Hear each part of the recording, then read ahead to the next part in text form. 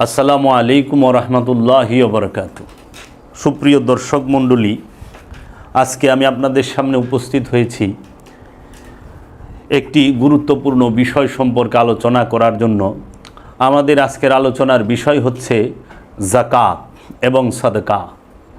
আমাদের আজকের আলোচনার বিষয় হচ্ছে যাকাত এবং সাদকা।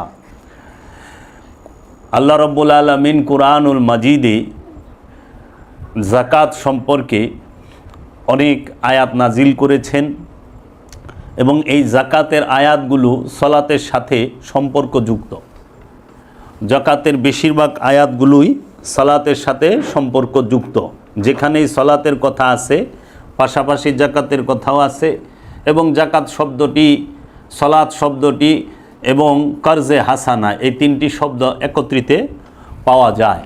আমি প্রথমেই সূরাতুল বাকারার যে দুটি আয়াত পাঠ করেছি তাহা হচ্ছে সূরাতুল বাকারার ৪২ নম্বর আয়াত, এবং তোমরা সত্যকে মিথ্যার সাথে মিশ্রণ করিও না।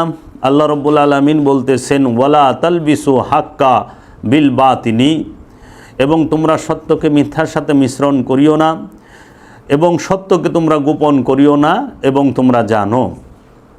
সূরা বাকারার ৪৩ নম্বর আয়াত আল্লাহ রাব্বুল আলামিন বলতেছেন ওয়া আকিমুস সালাতা ওয়া আতুজ যাকাতা ওয়া আরকাউ মা আর রাকিঈন, এবং তোমরা সালাত কায়েম করো এবং যাকাত দাও এবং তোমরা রুকু করো রুকুকারীদের সাথে।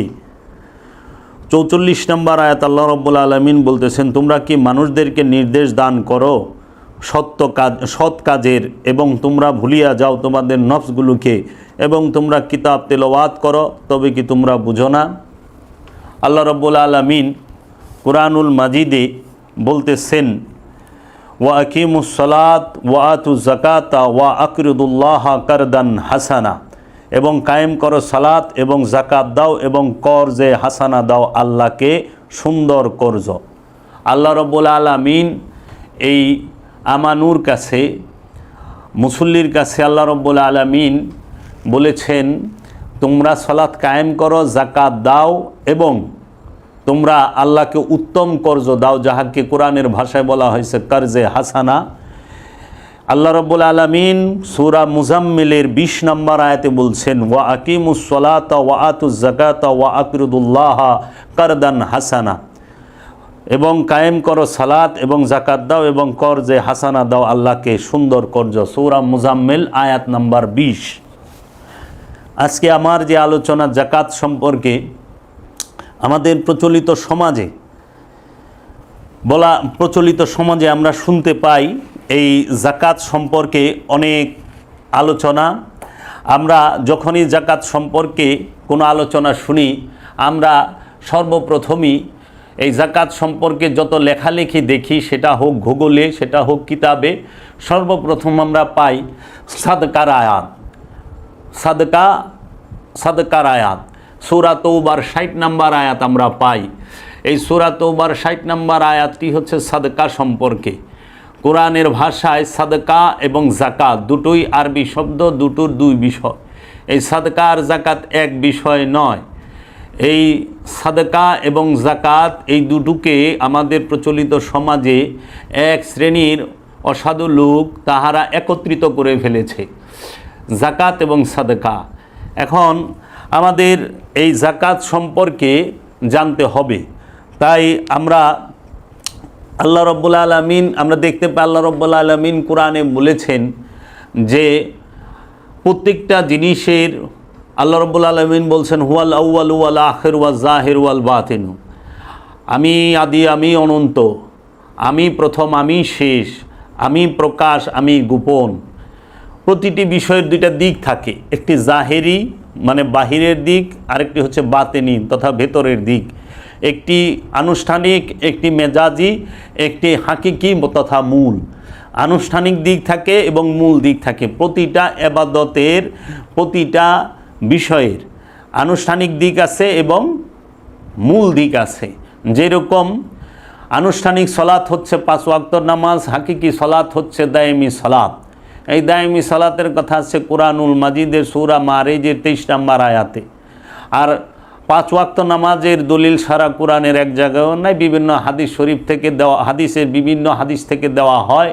এবং আশারায় মুবাশশারা 10 জন সাহাবী যে আছেন জান্নাতের সুসংবাদপ্রাপ্ত, এই 10 জন সাহাবী থেকে একটি সলাতের হাদিস, কমপ্লিট 5 ওয়াক্ত নামাজের হাদিস আমরা হাদিসের কিতাব থেকে পাই নাই। যদি কেউ দেখাতে পারে ধন্য হব। এবং আমাদের রাসূল সাল্লাল্লাহু আলাইহি ওয়াসাল্লামের যে সাহাবায়ে কেরাম, হযরত আবু বকর সিদ্দিক, হযরত ওমর, হযরত উসমান, হযরত আবু যর গিফারি, ইনাদের থেকেও, বিশেষ করে হযরত আবু বকর সিদ্দিক থেকে সালাত সম্পর্কে একটি হাদিসও আমরা পাই না। এর কারণ, অজ্ঞাত কারণ আমাদের জানা নাই।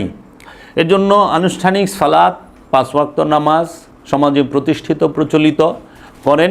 যাহারা 5 ওয়াক্ত সালাত পড়েন তাহারা কখনোই মনে করেন না যে 5 ওয়াক্ত নামাজই মূল নামাজ এবং এটাই একমাত্র নামাজ। না, 5 ওয়াক্ত নামাজের পাশাপাশি দায়মি নামাজ হচ্ছে মূল নামাজ, মূল সালাত। এই দায়মি সালাতের কথা কোরআনে আছে এবং দায়মি সালাতের যারা করেন মুসল্লি তাদের 8টি গুণ, এটিও সূরা মারিজে উল্লেখ আছে। আজকে যেহেতু আমাদের জাকাতের বিষয়, আসি জাকাত। এই জাকাতেরও 2টা দিক, একটি হচ্ছে আনুষ্ঠানিক জাকাত, একটি হচ্ছে হাকিকি জাকাত, একটি হচ্ছে সম্পদের জাকাত, একটি হচ্ছে নফসের জাকাত। আল্লাহ রব্বুল আলামিন সম্পদের জাকাত মানুষের কাছে চেয়েছেন, এই রকম দলিল কোরআন থেকে আমরা পাই না, আমি পাই নাই। আজকে আমি জাকাত সম্পর্কে যতগুলো আয়াত আছে আমি তুলে ধরার চেষ্টা করব। যদি আজকে সম্ভব না হয় আমি পরবর্তী পর্বেও তুলে ধরব। মালের জাকাত আল্লাহ রব্বুল আলামিন স্পষ্টভাবে কোরআনে বলেন নাই। আল্লাহ বলছেন সক্রিয়তার জাকাত দিতে, নফসের জাকাত দিতে। মালের জাকাতকে বলা হয় মেজাজি জাকাত এবং নফসের জাকাতকে বলা হয় হাকিকি জাকাত। তাই আল্লাহ রব্বুল আলামিন বলেছেন কুরআনুল মাজিদের সূরা মুদাজিলার 12 নম্বর আয়াতে, ইয়া আইয়ুহাল্লাযীনা আমানু ইজা নাজাইতুমুর রাসূলা ফাকাদ্দিমু বাইনা ইয়াদাই নাজওয়াকুম সাদাকাতান যালিকা খায়রুল লাকুম ওয়া আতহারু ফা ইল্লাম তাজিদু ফা ইন্নাল্লাহা গফুরুর রহিম। হে আমানুগণ, তোমরা যখন রসুলের সাথে একান্তে কথা বলতে চাও তখন তোমাদের এইরূপ কথার পূর্বে কিছু সাদকা পেশ করো, এটি তোমাদের জন্য শ্রেয় ও পবিত্রতর। কিন্তু যদি তোমরা সক্ষম না হও তবে আল্লাহ পরম ক্ষমাশীল, অতিশয় দয়ালু। তারপরেই সূরা মুদাজিলার 13 নম্বর আয়াতে আল্লাহ রাব্বুল আলামিন বলতেছেন, আশাফাকতুম আন তুকাদ্দিমু বাইনা ইয়াদাই নাজওয়াকুম সাদাকাতিন ফা ইজলাম তাফআলু ওয়া তাবাল্লাহু আলাইকুম ফাআকিমুস সালাতা ওয়া আতুজ যাকাতা ওয়া আতিউল্লাহা ওয়া রাসূলাহু ওয়াল্লাহু খাবীরুম বিমা তা'মালুন। এর অর্থ হচ্ছে, তোমরা কি ভয় পেয়ে গেলে যে একান্ত পরামর্শের পূর্বে সাদকা পেশ করবে? হ্যাঁ, যখন তোমরা তা করতে পারলে না আর আল্লাহ তোমাদের ক্ষমা করে দিলেন তখন তোমরা সালাত কায়েম করো, যাকাত দাও এবং আল্লাহ ও তার রসুলের আনুগত্য করো। তোমরা যা করো আল্লাহ সে সম্পর্কে অবগত আছেন। এই সূরা মুদাজিলার 13 নম্বর আয়াতে আল্লাহ রাব্বুল আলামিন বলতেছেন, এবং সালাত কায়েম করো, যাকাত দাও এবং আল্লাহ ও তার রসুলের আনুগত্য করো। আল্লাহ এবং রসুলের আনুগত্য করতে বলা হয়েছে। আরেক আয়াতে বলছে তোমরা সালাত কায়েম করো, যাকাত দাও এবং আল্লাহকে কর্জে হাসানা দাও। এই আমানুর উপরে এই হুকুমটি যে যাকাত আমানুর উপরে। যাকাতকে দিবে আমানু, কাকে দিবে? রসুলকে। যাকাত দেওয়ার হুকুম কাকে? মানুষকে জাকাত দেওয়ার হুকুম নাই। মানুষ কখনো জাকাত নিতে পারে না। জাকাত দিতে হয় প্রতিটা আমানু জাকাত দেবে আল্লাহ রসুলকে এবং আল্লাহ রাব্বুল আলামিনকে। আল্লাহ রসুলের মাধ্যমে আল্লাহ রাব্বুল আলামিনকে জাকাত প্রদান করবে। সেই জাকাত হচ্ছে আপন সক্রিয়তার জাকাত, আমিত্বের জাকাত, এই নফসকে পবিত্র করবে। তাহলে আমরা এখন জানতে চাই যে জাকাত শব্দের অর্থ কী? জাকাত শব্দের অর্থ হচ্ছে পবিত্রকরণ। জাক্কা শব্দের অর্থ পবিত্র, জাকাত শব্দের অর্থ পবিত্রকরণ। সেই পবিত্রকরণটা আসলে কার এবং কাকে করতে হবে? সেই পবিত্রকরণ কি সম্পদকে করতে হবে? টাকা পয়সা, সোনা দানা, বাড়ি ঘর, ধন দৌলত, রূপা, এগুলোকে করতে হবে নাকি আপন নফসকে পবিত্র করতে হবে? কিসের জাকাত দিতে হবে? এখন জাকাতের বিষয়টা হচ্ছে সম্পূর্ণ ভেতরগত। আল্লাহ রব্বুল আলামিন জাকাতটা সম্পর্কিত হচ্ছে নফসের সাথে। জাকাতের সম্পর্ক কখনোই সম্পদের সাথে নয়। সম্পদের সাথে সম্পর্ক হলো সাদাকার। সাদাকা আর জাকাত এক বিষয় নয়। সাদাকা দেওয়া যায় সম্পদ দিয়ে, আর জাকাত দেওয়া হয় সমস্ত রসুলের আনুগত্যের মাধ্যমে। এখন আমরা কোরআনে দেখতে পাই পূর্ববর্তী সকল নবীগণ জাকাত প্রদান করেছেন, সকল নবীগণের জাকাত, এবং কোরআনে স্পষ্ট বলে দিছে নূহ এবং ইব্রাহিম আলাইহিস সালাতু আসসালাম জাকাত দিয়েছেন। তাহলে হযরত নূহ এবং ইব্রাহিম আলাইহিস সালাতু আসসালাম এবং পূর্ববর্তী নবীগণ কিসের জাকাত দিলেন? এই জাকাতটা আসলে কি? আমরা এই বিষয়ে আজকে কথা বলবো। জাকাত কি মালের জাকাত নাকি আমিত্বের কুরবানির দেবার জাকাত? প্রশ্ন আসে এবং এই প্রশ্নগুলো এসেছে আমার কাছে। এই জাকাতের আসল বিষয়টি কি হতে পারে? মহৎ কাজের উপদেশ কারা দেবে? অসৎ লোকের মুখে মহৎ কাজের আদেশ উপদেশটি কি মানায়? এখন এই জাকাত বিষয়ে আমরা যদি একটু বলি যে জাকাতটা আসলে কি, আমার মহান মুর্শিদ কেবলায় কাবা কালান্দার বাবা জাহাঙ্গীর বা ইমান আল সুরেশ্বরী ফি আনহু, তিনি তার কিতাব মারেফতের গোপন কথায় লিখেছেন। তাহলে জাকাতের কোরআনিক অর্থ কি? জাকাতের কোরআনিক অর্থটা কি? খুব সংক্ষেপে উত্তরটি হলো, মানুষ আল্লাহ হতে যাহা কিছু লাভ করে, যথা ধন সম্পদ, বিদ্যা বুদ্ধি, চিন্তা ভাবনা ইত্যাদি চিত্তবৃত্তির সর্বপ্রকার গুণাবলী সকলই আল্লাহর দান। আল্লাহর এই সমস্ত দান ও অনুগ্রহগুলোকে তাহারই নিকট উৎসর্গ করার নাম হলো জাকাত। তাই মানুষের যা কিছু আছে তাহা আল্লাহর সেবায় নিয়োগ করা ফরজ তথা আবশ্যক। তাই তারই দেওয়া চিন্তা ভাবনা ও ধন সম্পদ তারই সেবায় তারই নির্দেশ মতো উৎসর্গ করার নামই হলো জাকাত। মানবীয় আমিত্ব ও আপন ভাবধারা আল্লাহর নিকট বিলিয়ে দিতে হয়। আমিত্বকে নিজের মাঝে রাখলে তাহার সাথে সংযোগ করা হয় না। আমিত্বকে নিজের মাঝে রাখলে আল্লাহর সাথে সংযোগ হয় না। তো এই রাখলে আল্লাহর সাথে সংযোগ হয় না। তাই আমিত্বের উৎসর্গ তার সঙ্গে সংযোগের জন্য একান্তই প্রয়োজন। এর জন্য লক্ষ্য করবেন জাকাত কথাটি কোরআন শরীফে প্রায় সালাতের সঙ্গে মিলিয়ে প্রকাশ করা হয়েছে। এই জাকাত সম্পর্কে মুর্শিদ কালান্দার বাবা জাহাঙ্গীর বলেন, সাধারণ মুসলমান নামে যারা সমাজের বুকে পরিচিত তাদের কথা তো বাদই দিলাম, কিন্তু যারা ইসলামকে নিয়ে রীতিমতো গবেষণা করেন তারাও জাকাত বলতে যে 2.5 টাকা মোটেই নয়, বরং 2.5 টাকাকে কোরআন হাদিসের কোথাও জাকাত বলেনি, জাকাত বলেনি। সেটাও বড়ই দুঃখজনকভাবে আমাদের কাছে একেবারেই অপরিচিত হয়ে রইল। যেন মহাকালের গর্ভে বিলীন হয়ে যাওয়া মুক্তোর আর সন্ধানী কেউ খেপার পরশমণি খোঁজার মতো খুঁজেও পেল না। যারা ধনী গরিব আল্লাহর বানায় বলে আল্লাহর উপর সমস্ত দোষ চাপিয়ে দিয়ে নিরপরাধ সেজে তথাকথিত সভ্যতার বাতাস সেবন করে যায়, এক বোঝা ডিগ্রির নরমুণ্ড গলায় পড়ে শিক্ষিত ও গবেষক বলে সমাজে পরিচিত, তাদের কাছে আসল বিষয়টি উদ্ধার করতে চাওয়া অনেক ক্ষেত্রে অরণ্য রোদনে সামিল। বরং আসল বিষয়টিকে তারা এমনভাবে কবর চাপা দিয়ে ফেলেছেন যে আসলটা মাথা উঁচু করে যদি কখনো উকি ঝুঁকি মারতে চায় তখনই ভূত দেখে মার পিটের মতো নকল বলে চেঁচিয়ে সমাজকে আরও বিভ্রান্তের অতল তলে তলিয়ে দেয়।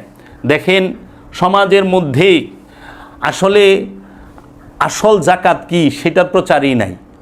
আমাদের প্রচলিত সমাজে শতকরা 2.5 টাকা, শতকরা 2.5%, হাজারে 2,50,000 এইটাকেই প্রতিষ্ঠিত করে ফেলেছে জাকাত। কিন্তু এই বিষয়টাকে কোরআন জাকাত বলে নাই। কোরআন এই বিষয়টাকে বলেছেন সাদাকা। এই সাদকাকে জাকাতে পরিণত করলো কারা? তাদের পরিচয়টাই বা কি? তারা কোন লোক? এই সাদকাকে তারা পরিচয় করলো। এখন জাকাত হইল ফরজ। এখন ফরজ কাকে বলি? ফরজ অর্থ কি? ফরজের আবিধানিক অর্থ হচ্ছে মনে করা, ইচ্ছা করা, অভিপ্রায় প্রকাশ থাকে যে ফরজ কথাটিকে ফিকহ শাস্ত্রের পণ্ডিতগণ ওয়াজিব বা অবশ্যই পালনীয় অর্থে গ্রহণ করিয়া থাকেন। এখন এই জাকাত সম্পর্কে সুফি সদরুদ্দিন আহমদ চিশতি তার কোরআন দর্শনে বলেছেন, মুসলিম সমাজে প্রচলিত জাকাত কথাটি দ্বারা যাহা বুঝাইয়া থাকে তাহা হইল নির্দিষ্ট পরিমাণ বাৎসরিক উদ্ধৃত আয়ের শতকরা 2.5 আবশ্যক দেয় কবর রূপে দান করা। আবশ্যকই এই কর রূপে দান করা। কোরআনে এই করের নামকরণ করা হয়েছে সাদকা। জাকাত বলতে আমিত্বের উৎসর্গ ব্যতীত অন্য আর কোনো অর্থেই শব্দটি কোরআনে ব্যবহৃত হয় নাই। জাকাত বলতে আমিত্বের উৎসর্গ ব্যতীত অন্য আর কোনো অর্থেই শব্দটি কোরআনে ব্যবহৃত হয় নাই। তো জাকাত বলতে আমরা বুঝলাম আমিত্বের উৎসর্গ, আপন সক্রিয়তার যে উৎসর্গ সেটি জাকাত। এই জাকাতে দেওয়ার শিক্ষাটি গ্রহণ করতে হবে আপন রসুলের কাছ থেকে। আপন রসুলের কাছ থেকে জাকাত দেওয়ার শিক্ষাটি গ্রহণ করতে হবে। এখন জাকাত দানের শর্ত কি? আমরা যে জাকাত দেই, জাকাত দানের শর্ত হলো আমানু, মুসল্লি, মুমিন এবং মুসলমান হওয়া। জাকাতটা কে দিবে? কোরআন কাকে জাকাত দিতে বলছে? কোরআন বলছে ইয়া আইয়ুহাল্লাযীনা আমানু, হে আমানু জাকাত দিবে। আপনি একটু খেয়াল করেন, আল্লাহ রব্বুল আলামিন আমানুকে জাকাত দিতে বলল, মুসল্লিকে জাকাত দিতে বলল। আল্লাহ রব্বুল আলামিন তো ধনীকে জাকাত দিতে বলে নাই। যদি ধনীকে জাকাত দিতে বলতো তাই আল্লাহ বলতো কোরআনের মধ্যে যে ইয়া আইয়ুহাল্লাযীনা গনি, ধনীর আরবি হলো গনি, তাহাদেরকে, এই গণীদেরকে, ধনীদেরকে জাকাত দিতে বলতো। অথচ কোরআনে বলছে আল্লাহ রব্বুল আলামিন ওয়া আকিমুস সালাত ওয়া আতুজ যাকাত। তো এইখানে তো বলে না ইয়া আইয়ুহাল্লাযীনা গনি ওয়া আতুজ যাকাত, হে ধনীরা তোমরা জাকাত দাও। আল্লাহ কি কথা বলছে? না, ধনীদেরকে তো জাকাত দিতে বলে না। আল্লাহ বলছে আমানুকে এবং মুসল্লিকে জাকাত দিতে, যাহারা রসুলের অনুসারী, রসুল সাল্লাল্লাহু আলাইহি ওয়াসাল্লামের উপরে যাহারা ঈমান এনেছে, আল্লাহ রসুলের হাতের উপরে হাত রেখে যাহারা কালেমা পাঠ করেছেন, আল্লাহ রসুলের অনুসরণ যাহারা করেন, তাহাদেরকে আল্লাহ জাকাত দিতে বলেছেন এবং রসুল এবং আল্লাহর অনুসরণ করতে বলেছেন। আল্লাহ কোরআনের মধ্যে বলেছেন যে তোমরা সালাত কায়েম করো, জাকাত আদায় করো এবং আল্লাহ ও আল্লাহর রসুলের অনুসরণ করো। এবং আরেক আয়াতে বলছে তোমরা সালাত কায়েম করো, জাকাত আদায় করো এবং আল্লাহকে কর্জে হাসানা দাও, উত্তম কর্জ দাও। তাহলে সম্মানিত দর্শকের প্রতি আমার এই প্রশ্ন যে আল্লাহর হাবিব রাহমাতাল লিল আলামিন জাকাত দিতে বললেন আমানুকে আর মুসল্লিকে কিংবা মুসলিমকে, মুমিনকে। এবং আমরা কোরআনে পাই যাহারা বিশ্বাসী তাহারা জাকাত দানে, জাকাত আদায়ে সক্রিয়। বিশ্বাসীগণ যারা মুমিনগণ জাকাত দানে সক্রিয় এবং তারা স্বতঃস্ফূর্তভাবে জাকাত প্রদান করে। তাহলে জাকাতের বিষয়টা যুক্ত হচ্ছে আমানুর সাথে, মুসল্লির সাথে, মুমিনের সাথে। এই মুমিন, আমানু এবং মুসল্লি, এই ধরনের যে বিশেষণগুলো ব্যবহার করা হয়েছে তাদের উপরে জাকাত ফরজ। ধনীর উপরে জাকাত ফরজ, এটা কে কইল? ধনীর উপরে সাদকা ফরজ, সাদকা দিতে বলছে ধনীকে। তোমরা গরিব মানুষের জন্য সাদকা দাও এবং সাদকার বন্টন ব্যবস্থা 8টি, সেটিও বলে দেওয়া হয়েছে। আমি সব বলবো। তাহলে এই ধনীর উপরে তো জাকাত ফরজ, এই কথা কোরআন বলে নাই। কোরআন জাকাত ফরজ করছে আমানুর উপরে, মুসল্লির উপরে। আর মুমিনগণ সবসময় জাকাত দেওয়ার বিষয়ে স্বতঃস্ফূর্ত। তাহলে কথা থাকে এইখানে, প্রশ্ন থাকে এইখানে যে পুরা আল্লাহর হক 5টি সমাজে প্রচলিত, জ্বালা কি? সলাত, জাকাত, সিয়াম, হজ, কুরবানি। তাহলে এই 5টি বিষয়ে যে সালাত এবং জাকাত, এই জাকাত মুসল্লি দিবে কাকে? আল্লাহ রসুলকে, আল্লাহ রসুলের মাধ্যমে রব্বুল আলামিনকে। তাহলে কোরআনে বলতেছে মুসল্লি এবং আমানু তোমরা জাকাত প্রদান করো। আর আমাদের সমাজে প্রতিষ্ঠিত হয়ে গেছে যে ধনী মানুষ জাকাত দাও।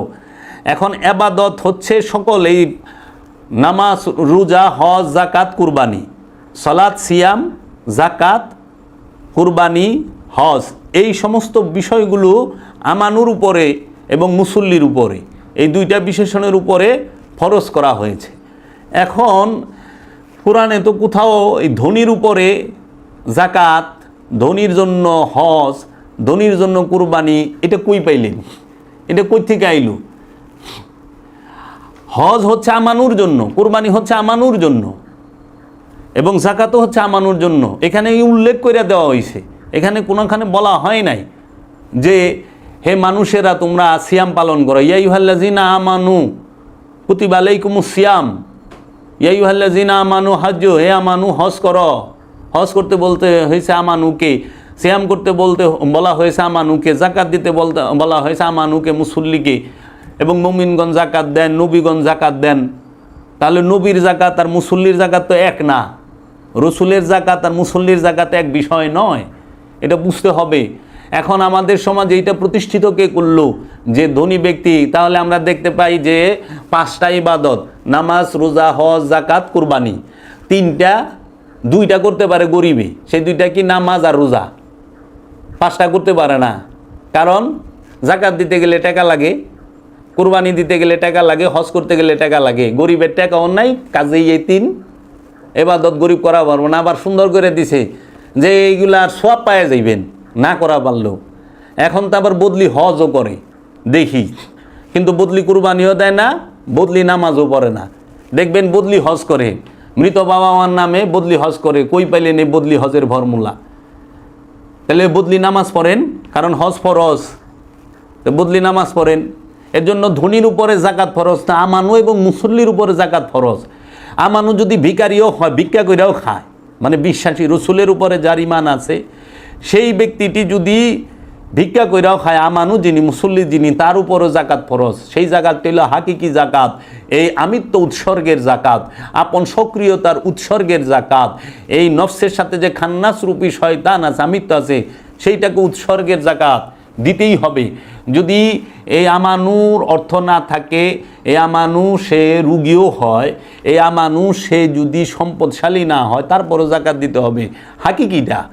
আর মেজাজি যেটা মালের জাকাত, আনুষ্ঠানিকতা, সেটা ধনী দেও, এতে আমার কোনো নাই।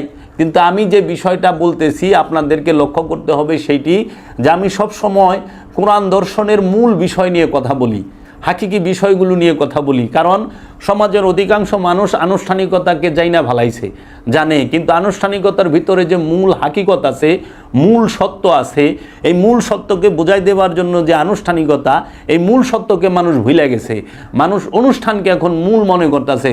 যেরকম মূল সিয়াম হচ্ছে আত্মসংযম করা, সমস্ত প্রকার পাপাচার এবং কামাচার থেকে বিরত থাকা, সেইটা না কইরা মানুষ এখন দুমছে না খায়া রইছে, না খায়া থাকে, ভাত পানি কিচ্ছু খায় না, কিন্তু সুদ, ঘুষ, মজুদ করা, এই সিটারি বাটপারি সব ঠিক মতো পাক্কা দমে করতেছে। এরা আবার কইতাছে রোজা রাখো, জিজ্ঞেস করে, মানে এরা রোজা বলতে না খায়া থাকাটাকেই বুঝা ভালাইছে, যে না খায়া থাকাটাই মনে হয় রোজা। না খায়া থাকাটা রোজার অনুষ্ঠান, এটা রোজার মূল না।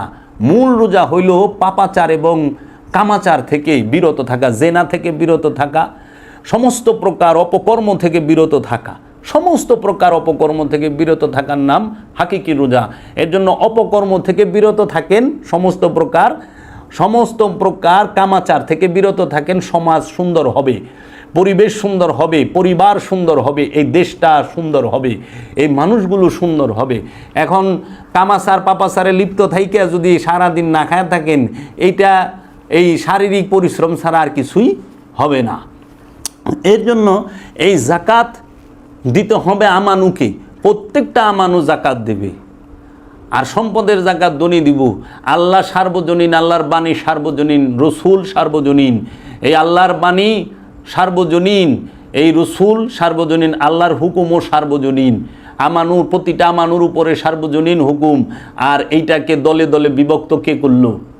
এই অসাধু কিছু মানুষ, তারা সত্যকে ধামাচাপা দিয়ে তাদের স্বার্থ উদ্ধারের জন্য আজকে সাদকাকে জাকাত নামে চালায় দিছে। সমাজ থেকে জাকাতের মূল দর্শন উড়ায় দিছে, মূল দর্শনটা জাকাতের নাই। আমি এখন কিছু প্রশ্ন করব, মানে আমার কাছে যে প্রশ্ন আসছে সেগুলো আপনাদের কাছে বলবো।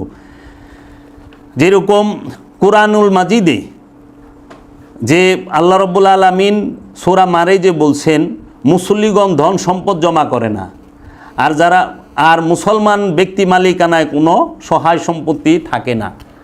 মুসল্লি ধন সম্পদ জমা করে না, যে ধন সম্পদ জমা করে সে মুসল্লি নয়। আর মুসলমানের ব্যক্তি মালিকানায় কোনো সহায় সম্পত্তি থাকে না। এর জন্য আমরা দেখতে পাই কোনো নবী রসুলের ব্যক্তি মালিকানায় সহায় সম্পত্তি ছিল না। এমনকি সাহাবায়ে কেরাম, হজরত আবু বকর, হজরত উমর, হজরত উসমান, এরা বাইতুল মাল থেকে বেতন নিত, কিন্তু এদের সম্পদ ছিল না।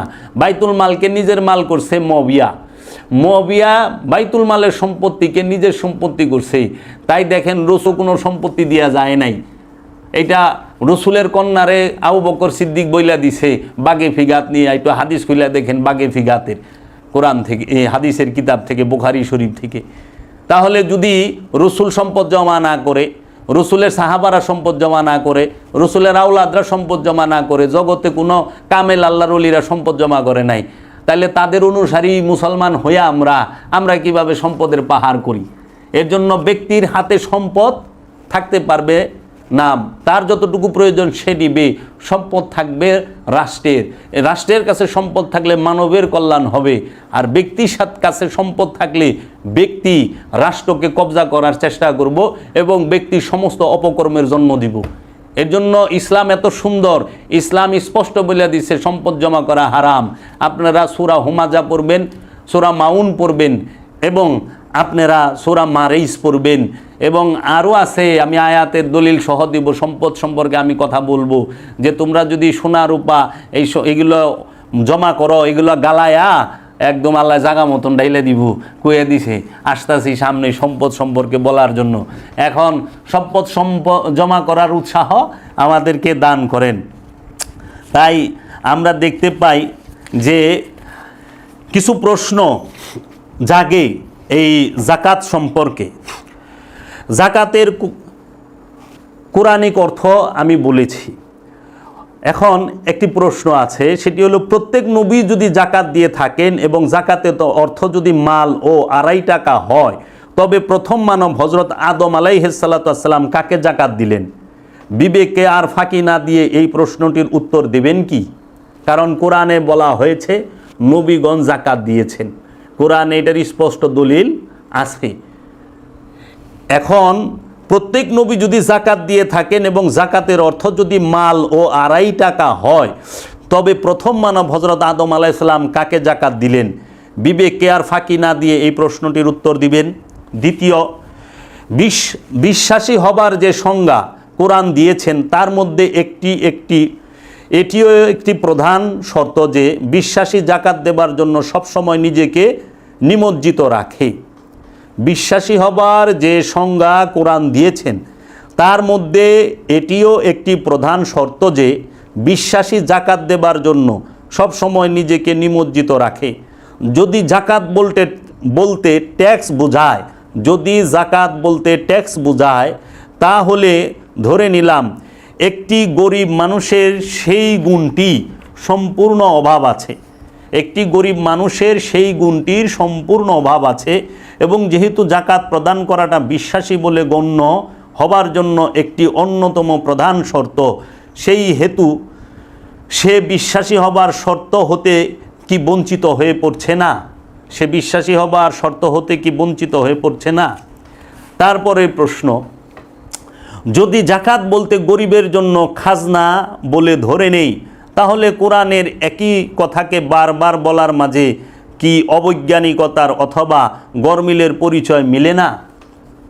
আমি আবার বলছি, যদি জাকাত বলতে গরিবের জন্য খাজনা বলে ধরে নেই, তাহলে কোরআনের একই কথাকে বারবার বলার মাঝে কি অবৈজ্ঞানিকতার অথবা গরমিলের পরিচয় মেলে না? আপনি দেখেন কোরআনে জাকাত শব্দটি প্রায় 30 বারের উপরে এসেছে, 30 বার আমরা পাই। হ্যাঁ, এইখানে যে আসছে বারবার আল্লাহ রব্বুল আলামিন সলাতের সাথে জাকাত শব্দটি উচ্চারণ করেছে, তো একই কথা বারবার বলল যদি ট্যাক্সের কথাই হয়। তারপরে প্রশ্নটি হচ্ছে, সালাত তথা নামাজ সকলের জন্য অবশ্যই পালনীয়, অথচ জাকাতকে বলা হয় শুধুমাত্র কিছু সংখ্যক লোকের জন্য, তাই নয় কি? তাহলে কেমন করে এই দুটো শব্দ বিজ্ঞানসম্মতভাবে সকলের জন্য বারবার আদেশ এবং সতর্ক থাকার জন্য একই সঙ্গে বসানো হলো, যদি একটি আদেশ শুধু কতকের জন্য হয়ে থাকে এবং অন্যটি সকলের তরে? দেখেন কোরআনে ওয়া আকিমুস সালাত ওয়া আতুজ যাকাত, সালাত কায়েম এবং সালাত কায়েম করো, যাকাত আদায় করো পাশাপাশি। তাহলে একটা সর্বক্ষণ সবার জন্য যে সালাতটা সবার পালনীয়, জাকাতের বেলায় আবার শুধু ধনীগো উপরে জাকাত ফরজ, এটা কোরআন বলে না। কোরআন বলছে আমানু এবং মুসল্লির উপরে জাকাত ফরজ। এই আমানু মুসল্লি ভিখারি হইতে পারে, আমানু মুসল্লি মুসি হইতে পারে, মেথর হইতে পারে, দিনমজুর হইতে পারে, কৃষকও হইতে পারে। আমানু মুসল্লি সে ভ্যান চালক হইতে পারে, রিক্সা চালক হইতে পারে, সে ব্যবসায়ী হইতে পারে, সে ধনী হইতে পারে, সে 1000 কোটি টাকার মালিক হইতে পারে, শিল্পপতিও হইতে পারে। এর জন্য প্রতিটা মানুষের উপরে জাকাতকে ফরজ করা হয় না। এর জন্য প্রতিটা আমানু এবং মুসল্লির উপরে জাকাত ফরজ এবং মুমিনগণ সবসময় জাকাত দানে সক্রিয় থাকে। 5 নম্বর, তাহলে জাকাতের কোরআনিক অর্থ কি? বাংলাদেশের আপনি যদি এখন এই যে সমাজে জাকাতকে সদকাকে জাকাত বইলা চালায় দিছে, এখন মানুষ যখন বুঝে না জাকাত কি আর সদকা কি, তখন মানুষ কি করে, ওই সদকারে জাকাত মনে করে। উপমার ছলে বলা লাগে যে যার জ্ঞান যতটুক সে তো ততটুকুই বলে, না জানার কারণে অনেক কিছুই বলতে পারে। যেরকম একটা শিশু বাচ্চা আপনার, তারে যদি আপনি কোনো দিন সুন্দরবন না দেখান, হ্যাঁ, আমাদের বাংলাদেশের একটি সবচেয়ে বড় বন, সারা পৃথিবীর মধ্যে নাম করা বিখ্যাত যে বন সুন্দরবন, এই সুন্দরবনটারে যদি আপনি না দেখান, তাহলে সে না শুনে সুন্দরবন নামের যে একটা বড় বন আছে, সেখানে রয়্যাল বেঙ্গল টাইগার আছে, হরিণ আছে, অনেক পশু পাখি আছে, এটা যদি সে না জানে, তখন তারে জিগাইবেন যে আসলে তুমি কি সুন্দরবন চিনো? কইব হ্যাঁ, কারণ উনি টাউনের ছেলে, ঘোরাফেরা করে, ওই তার বাড়ির গলির সামনে দেখে কি যে সুন্দরবন কুরিয়ার সার্ভিস আছে। এখন জিগাইবেন তুমি সুন্দরবন চিনো? কয় হ্যাঁ। সুন্দরবন কোথায় কও তো? কয় সুন্দরবন কি বলো? তখন হ্যাঁ কইব সুন্দরবন হলো কুরিয়ার সার্ভিস। কারণ হ্যাঁ তো সুন্দরবন দেখে নাই, চিনে না, সুন্দরবন সম্পর্কে নামই জানে না। হ্যাঁ ওই যে কুরিয়ার সার্ভিস নাম দিয়ে দিব যে সুন্দরবন কি, সেটা হলো কুরিয়ার সার্ভিস। তো ঠিক জাকাত সম্পর্কে আমাদের সমাজ আজ পর্যন্ত সাধারণ মানুষকে বলাই হয় নাই। এখন জাকাত সম্পর্কে জিগাইলেই মানুষ যায় ফাল দেয়া সৎকার মধ্যে পড়ে যে জাকাত মানে সাদাকা, জাকাত মানে দান খয়রাত। না, জাকাত মানুষকে দেওয়া যায় না, জাকাত দিতে হয় আল্লাহর রসুল এবং আল্লাহ রব্বুল আলামিনকে। আর সাদকা এটা রসুলের মাধ্যমে মানুষকেও দেওয়া যায়, আবার মানুষ নিজে থেকেও মানুষকে দিতে পারে। এর জন্য সাদকা দেওয়াও হুকুম আল্লাহর এবং জাকাত দেওয়া হুকুম আল্লাহ রব্বুল আলামিনের। এবং কোরআনুল মাজিদে এই দুইটা বিষয়ের স্পষ্ট ধারণা এবং স্পষ্ট যে বলা আছে কোরআনের মধ্যে। এখন উপমার ছলে আপনি যদি ধরেন যে একটি জাহাজ, তার নাম হলো পাকিস্তান, হ্যাঁ, এখন আরেকটি দেশের নামও বিশ্বের মধ্যে একটি দেশের নামও পাকিস্তান। এখন যদি সাধারণ একজন মানুষ যদি না বুঝতে পারে যে পাকিস্তান নামের একটা দেশ আছে, তখন সে ওই জাহাজটারই মনে করবো যে পাকিস্তান বুঝে এই জাহাজটাই, কারণ নাম তো পাকিস্তান। এর জন্য দান, সাদকা এবং জাকাত, এই জাকাত সম্পর্কে না জানার কারণে ওই পাকিস্তান নামক দেশের পাকিস্তান নামক জাহাজ মনে করতেছে, এই জাকাতকে সাদকা মনে করতেছে। সাদকার জাকাতের তফাৎ অনেক বেশি। আমরা এই জাকাত বিষয়ে যে আনুষ্ঠানিকতা পালন করি, এটা অ্যাকচুয়ালি অনেকে ভালো নিয়তে করে, অনেকে লোক দেখানোর নিয়তেও করে। কিন্তু মূল বিষয়টা প্রতিটা মানুষের জানা উচিত। সামাজিক ও অর্থনৈতিক বিবর্তনের তথা ক্রমবিকাশের সাথে উৎপাদনের পদ্ধতি এবং বন্টন ব্যবস্থার প্রয়োগ অবশ্যই পরিবর্তন করতে হবে, কিন্তু অভ্যন্তরীণ মূলনীতি সাম্যবাদ অক্ষুণ্ণ রাখতেই হবে। যেমন ধরুন, প্রকৃত জাকাতের নামকরণ করে জাকাত নামক রাষ্ট্রীয় কর। প্রকৃত জাকাতের সংজ্ঞা কখনোই জাকাত নামক করটির ভাব কোরআনে বহন করতে পারে না, কারণ কোরআন হলো মূলনীতি। সেই জন্য জাকাত নামক করাটিকে হাদিসে জাকাত নামক করটিকে হাদিসে জাকাত শব্দে ব্যবহার করা হয়নি। হাদিস পড়ার সময় লক্ষ্য করবেন, জাকাত নামক করটির ভাব যখনই বহন করেছে তখনই উহাকে সাদকা নামক কর বলা হয়েছে। শতকরা 2.5 টাকার সাদকার জাকাত নামক কর আর কোরআনের জাকাত কখনোই এক ভাব বহন করতে পারে না। শতকরা 2.5 টাকার সাদকার জাকাত নামক কর আর কোরআনের জাকাত কখনোই এক ভাব বহন করতে পারে না। জাকাত ফরজ, জাকাত দিতে হবে আপন সক্রিয়তা। এখন হযরত মনসুর হাল্লাজ, যিনি একজন আল্লাহর ওলি কামেল ছিলেন, তাকে যখন কাজীর দরবারে ডাকা হইল, কাজীর দরবারে ডেকে জিজ্ঞেস করা হইল যে, মনসুর, তুমি জাকাত সম্পর্কে কি ধারণা? তুমি বলো তো, 20 দিরহাম যদি তোমার কাছে থাকে তাহলে 20 দিরহামের জাকাত কত আসবে? তখন তিনি উত্তরে বললেন, উত্তর তো 2টা, কোনটা দিমু? কয়, দুটোটাই বলো। তখন তিনি বললেন, 20 দিরহামের জাকাত আমার কাছে যদি সাধারণ হয়, তার জন্য ওই 20 দিরহাম থেকে 2.5% বাদ দিয়ে যা থাকবে সেটা তার, আর ওই 2.5% তাকে দিতে হবে। কথার কথা, 20 দিরহামের জাকাত যদি 17.5 টাকা হয় আর 2.5 টাকা দিয়ে দিতে হইব মানুষকে, 2.5% যদি হয় ওইখান থেকে।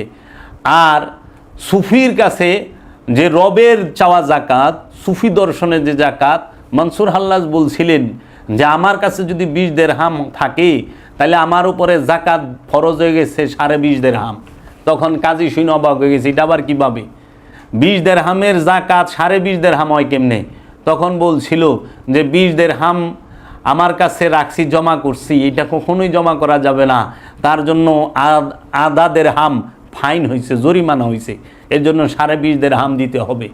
এজন্য সাধারণ মানুষ শতকরা 2.5 টাকা দেয়, আর আল্লাহর ওলিরা, সুফিরা, ওলিয়ে কামেলরা 2.5 টাকা রাইখা বাকি 97.5 টাকা জাকাত দিয়া দেয়। এইখানে হইল সম্পদ জমাকারী আর সুফিদের মধ্যে পার্থক্য। সম্পদ জমাকারীরা কি করে? তাহারা 97.5 টাকা রাইখা 2.5 টাকা দেয় মেজাজি জাকাতে, আর সুফিগণ, আল্লাহর ওলিগণ কি করে? 2.5 টাকা নিজের জন্য রাইখা 97.5 টাকায় মানুষকে জাকাত দিয়ে দেয়। দেখেন আল্লাহর হাবিবের জাকাত, দেখেন উম্মতের উপরে।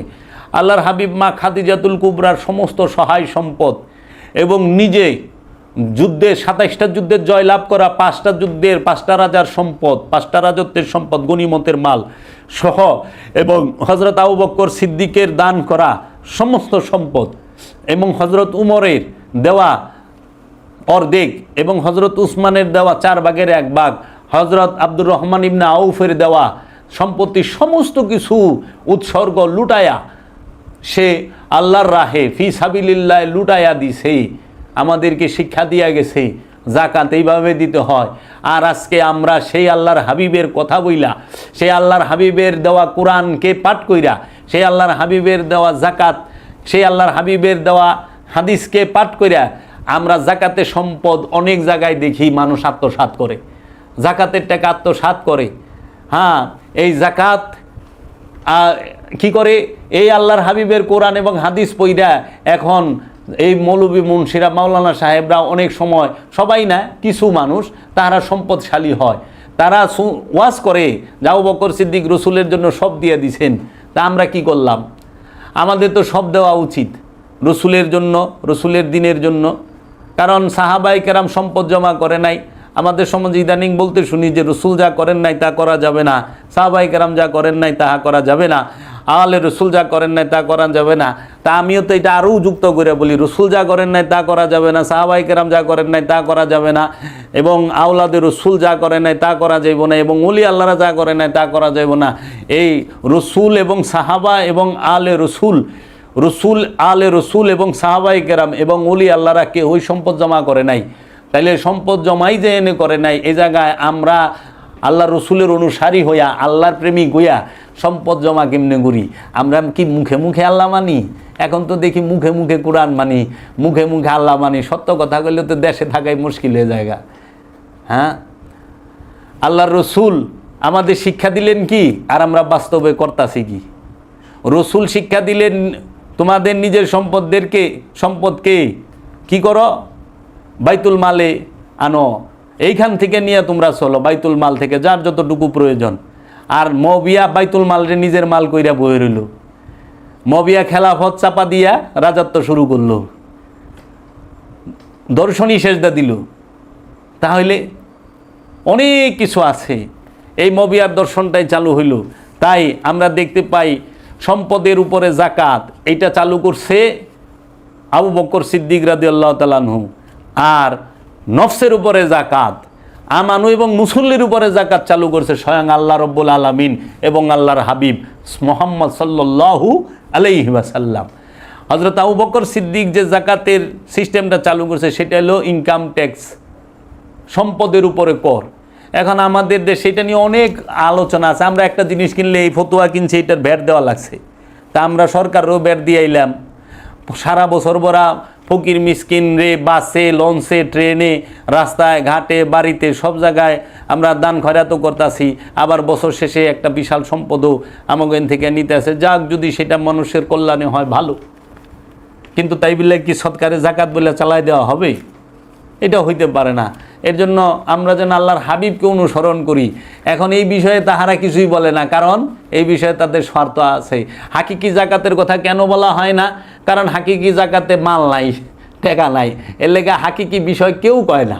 খালি টাকার জাকাতের ফজিলত একের বয়ান করে বইরা ফেলায়। টাকার জাকাতের ফজিলত, সম্পদের জাকাতের ফজিলত, হ্যাঁ, স্বর্ণ রূপার জাকার ফজিলত দিলে কি হইব? আরে সম্পদের জাকাত দিবেন, সম্পদ পবিত্র হবে, তাতে আপনার কি সম্পদ কি জান্নাতে যাইব? সম্পদ পবিত্র হয়ে কি জান্নাতে যাইব? নফসের জাকাত দিবেন, নফস পবিত্র হবে, নফস জান্নাতে যাইব, নফস পবিত্র হইলে জান্নাতে যাইব। তাই আল্লাহ কোরআনে বলছে কাদ আফলাহা মান তাযাক্কা, ওই ব্যক্তি সফল যে নিজের নফসকে পবিত্র করতে পেরেছে। আবার আল্লাহ বলতেছে ইয়া আইয়াতুহান নাফসে মুতমাইন্না, হে পরিতৃপ্ত নফস, শান্ত নফস, তুমি আমার বান্দাদের মধ্যে প্রবেশ করো, আমার জান্নাতে প্রবেশ করো। তো জান্নাতে যাইব পবিত্র নফস, শান্ত নফস, নফসে মুতমাইন্না। আর সফলতা হইল যে নফসকে পবিত্র করতে পারছে। তো জাকাত না দিলে আপনি নফস পবিত্র কেমনে করবেন? এর জন্য মালের জাকাতের কথা এরা মাইক লাগা ওয়াজ কইরা কয়, কিন্তু হাকিকি জাকাতের কথা ওলি ছাড়া কেউ কয় না। আজ পর্যন্ত ওলি ছাড়া, আজ পর্যন্ত কালান্দার বাবা জাহাঙ্গীর এবং সুফি সদরুদ্দিন আহমদ চিশতি ছাড়া, এই বাংলার জমিনে আমি অদম জাবের ছাড়া স্পষ্টভাবে এই মিডিয়ার মাঝে কেউই হাকিকি জাকাতের বিষয়টা তুইলা ধরে না। অনেকে আছে ভয় পায়, যদি কেউ বলে যে আমরা জানি কিন্তু কই না, তার মানে ভয় পায়। আবার অনেকে আছে যে ইচ্ছা কইরাই কয় না, কারণ মাল বড় তো।